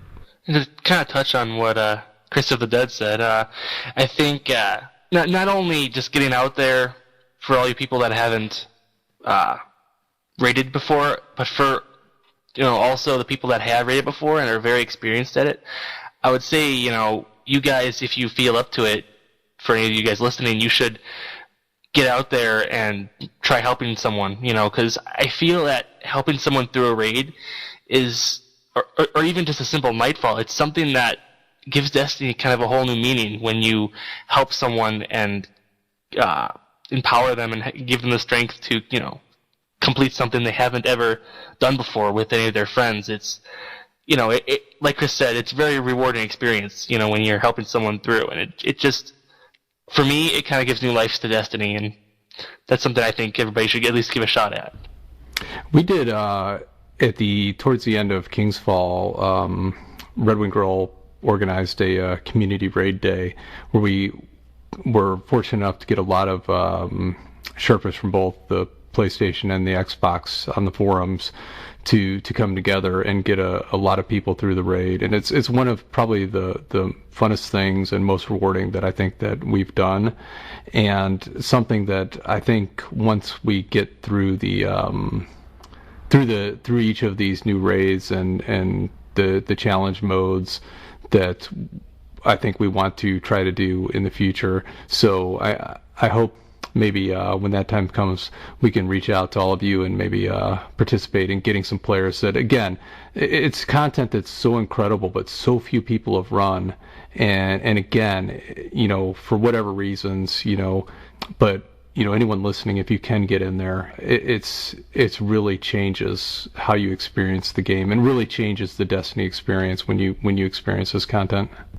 I agree. It's probably something that we'll probably try to put together in the summer and try to give anybody those challenges, and then at least get the under 2 minute mark for the killing of the witch. But I'm sure there'll be some more challenges that we'll all be trying to get everyone else to try to do as well. Yeah, definitely. Get people to experience this content before Destiny 1 ends. So that's something we'll definitely do before we get to Destiny 2. So we are at the part of the program where we like to hear everyone's favorite thoughts from the last week or so playing Destiny. So the Orwell, start with you. What's been your favorite Destiny moment? Probably just the patrolling. It's since Age of Triumph has came out, they've kind of given new life to patrolling. There's the Seeker's Quest and the parts of the book where you need to complete 20 public events and get gold tier. And for me, that was always the most fun part of Destiny for me. It's just being a lone wanderer, going out and just walking around, just doing your thing, and then you see someone over here, trying to get into the Vault of Glass, and you're like, oh, I'll give them a hand, and you go up and you help them, and they add you as a friend, they head down, complete their raid, or you'll see someone desperately trying to protect a war sat by themselves. You go and help them. It's just the patrolling aspect of Destiny I just really enjoy, and I hope they, really focus on that a little bit in Destiny 2. And that's been my favorite part of the week, is just going out and doing patrol, the newish patrol. So real quickly, are you hoping for more expansive worlds and the bigger and better to be, giant worlds that you can explore. What are you hoping for the world of Destiny 2? I'm really hoping things will get way bigger, and maybe even we'll get some.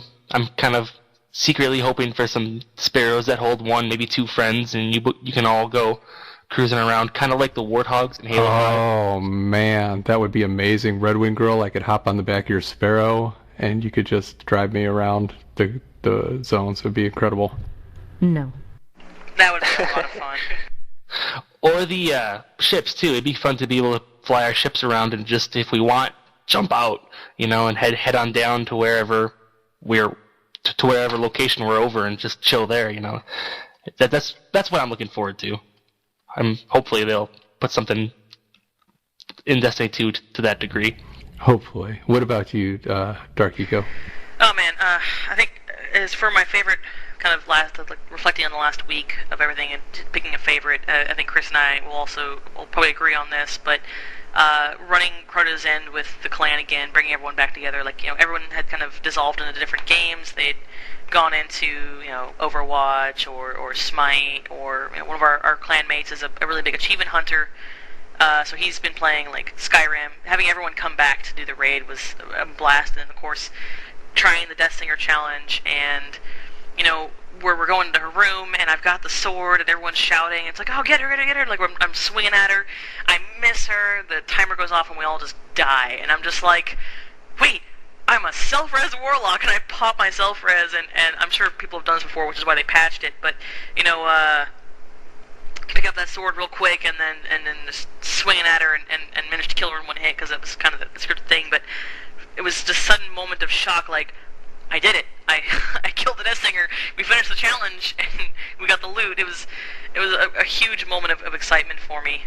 But touching on what Orwell mentioned about what he hopes for with patrols, we also do a lot of patrols ourselves, Chris and I, just grinding out bounties or grinding out various activities. I'm looking forward to the idea that Destiny 2 might have more, this is just speculation, but having more living patrol worlds. Just NPCs that are out there fighting alongside you, bases that you have to help, keep control of, just defending NPC environments, having an outpost that occasionally will switch control between darkness forces or guardian forces. That would be really cool, which is a mechanic that people who play Guild Wars 2 might recognize out in the far high-end areas. But I just want to see more living patrol worlds where you'll see NPCs who are out there fighting, or you find a downed NPC guardian, and when you revive him, it starts a mini quest that's in the region to spawn a world boss or something. Would be really cool. Well, we had Paul Tossi back on episode 41, and that's something he kind of hinted that might be in Destiny 2, wasn't it, RedWingGirl? That there would not only be the areas, social areas kind of out throughout the world, but there would be those characters that you interact with. Yeah, he said there'd be more than likely some engagements with Cade or even any robots or whatever kind of NPCs there too as well. So that's hopefully what we want to see a little bit more of, a little bit more story, oriented with other main characters in the story. What about you, Chris? What's been your favorite moment? I think Kat pretty much hit the nail on the head for favorite moment was when we all thought we'd failed the Death Singer challenge. The screen was turning black. We'd all died from the liturgy, the song that the witch sings.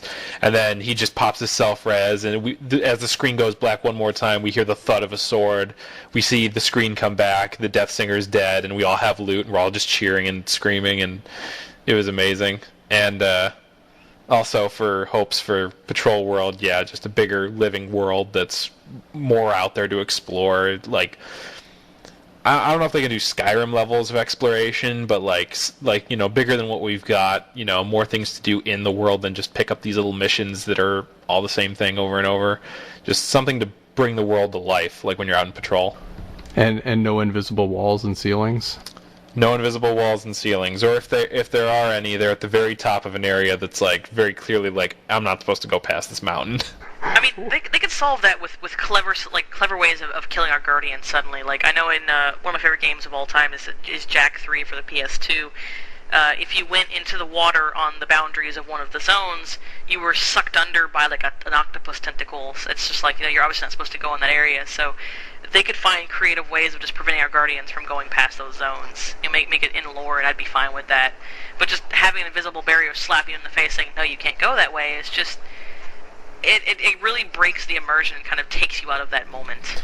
Or like the Halo 3 multiplayer map, I think it was Snowbound, where the further you go, then you're just going to get shot down by these automated Covenant turrets that are just destroy you to prevent you from leaving.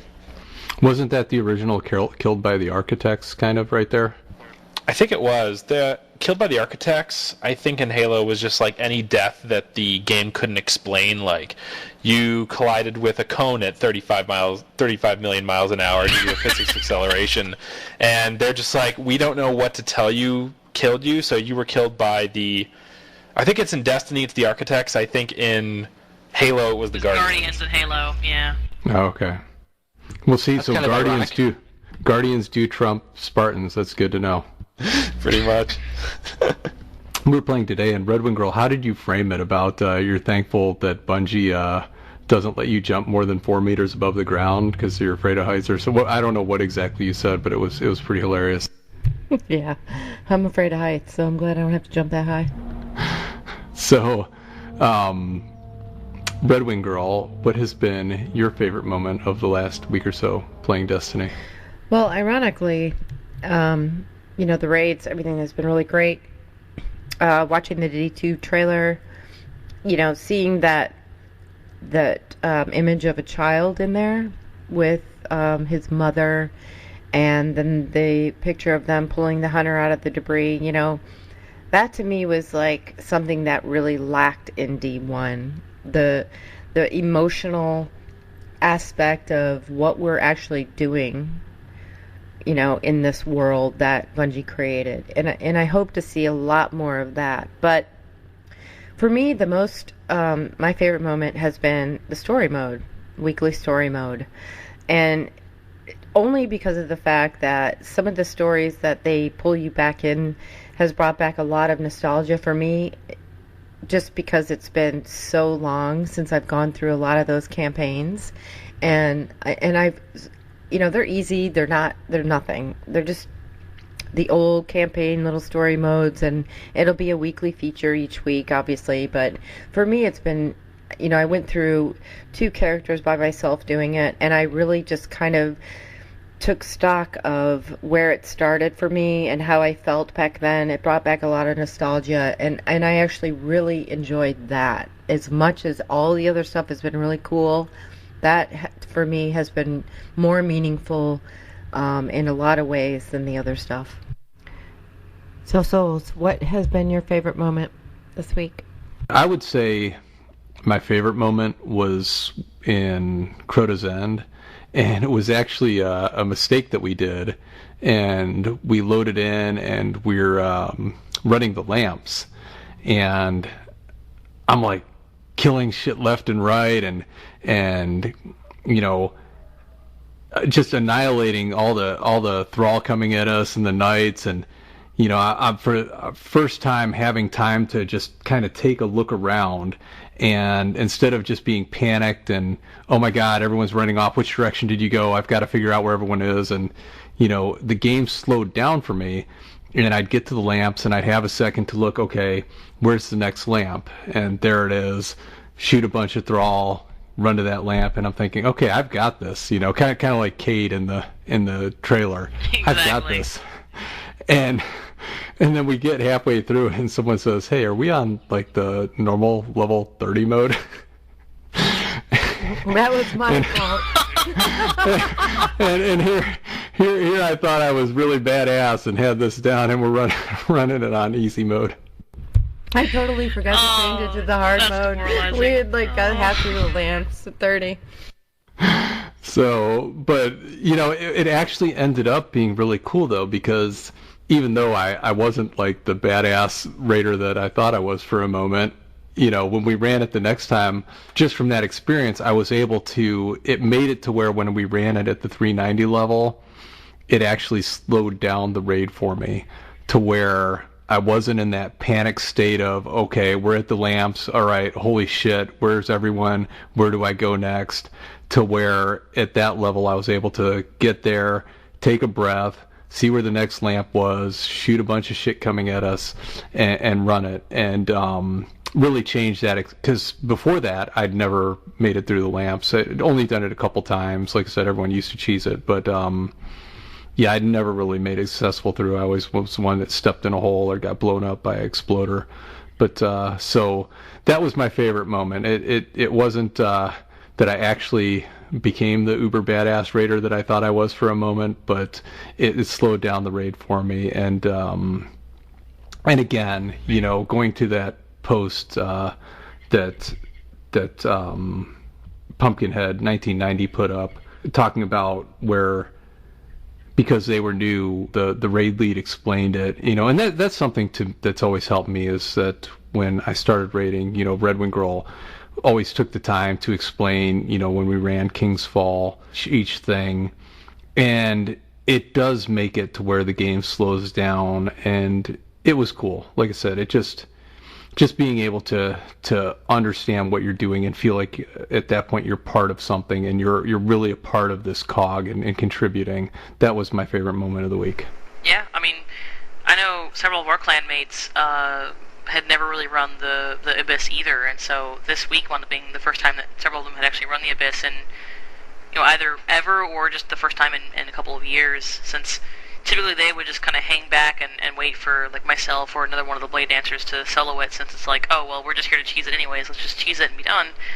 But having to run it legit now, since, the encounter didn't really change, but we're doing it legit for the sake of nostalgia, and it was a very satisfying experience.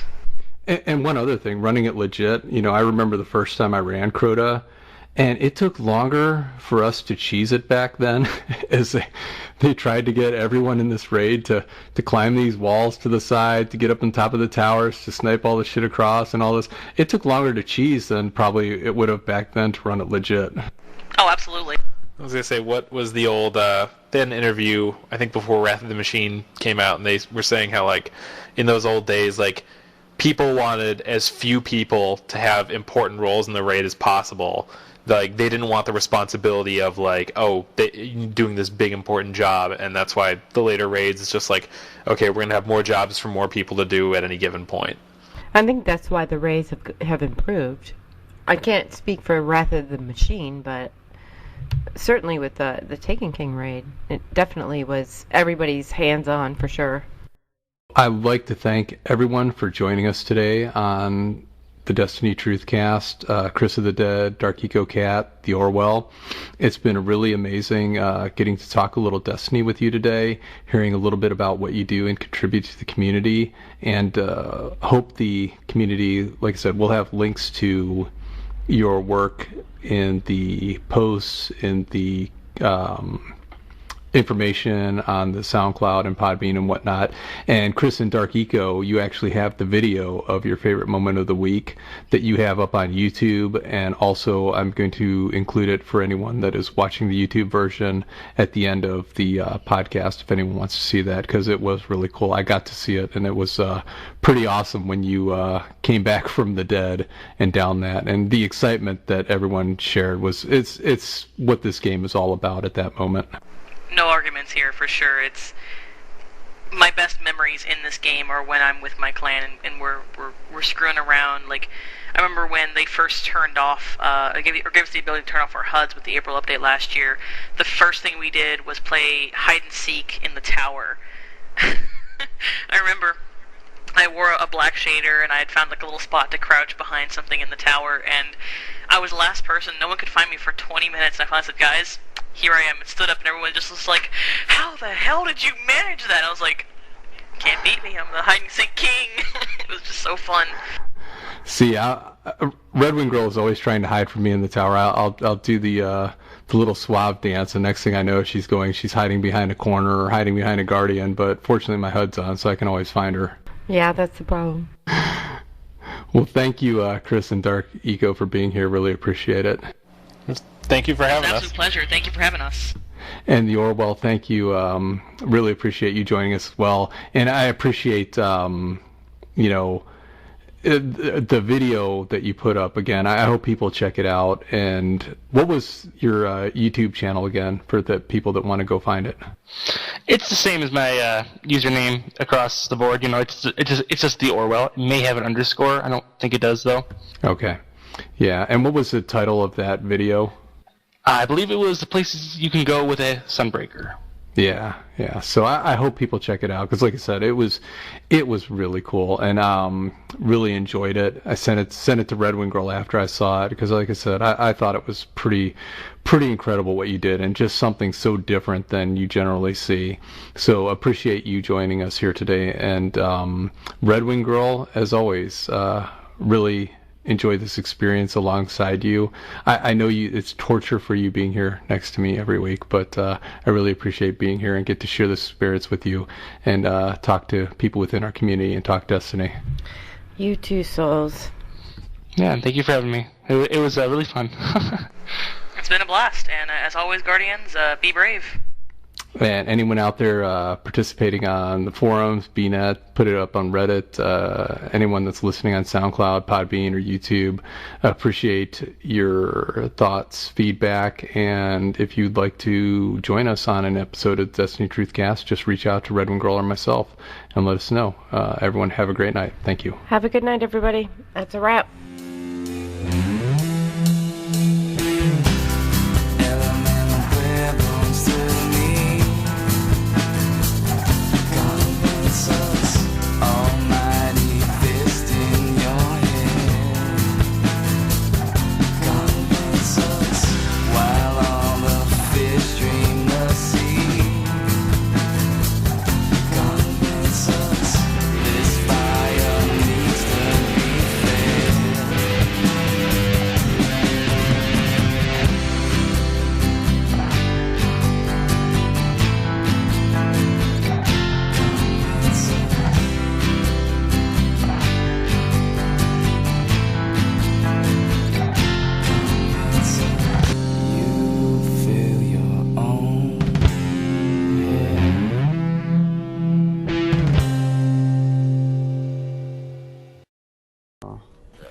Got him. Alright. Alright, she's quite upset. This is just on small ads.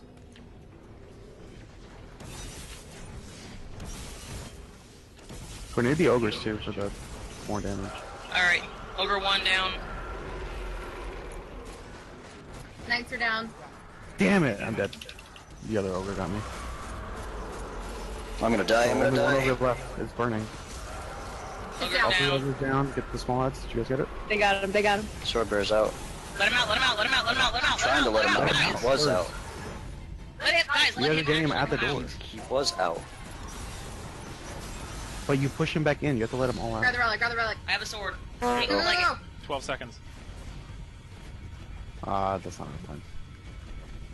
That is. Slash your way in, cat. Slash your way in. That's Other not one, wrong. other one. You! Is she like one hit? Like the No, first 12 she's seconds, not. there's no Oh! way to kill her. Where does Crota adapt? Watch. I don't know what happened. Man. Oh my god. I'll take it. What happened, man? I don't know, but I'll take it. He self-rezzed, and just slashed him to okay. pieces. All Oh right. my god, Caden, you single-handedly saved us. I got word of Crota. I did What's too. that? That's one. I got the adept thing of you. Okay, well, I've got I the also adept. got the adept. Oversoul I Edict. got Oversoul Edict and Word of Crota Adept Exotic.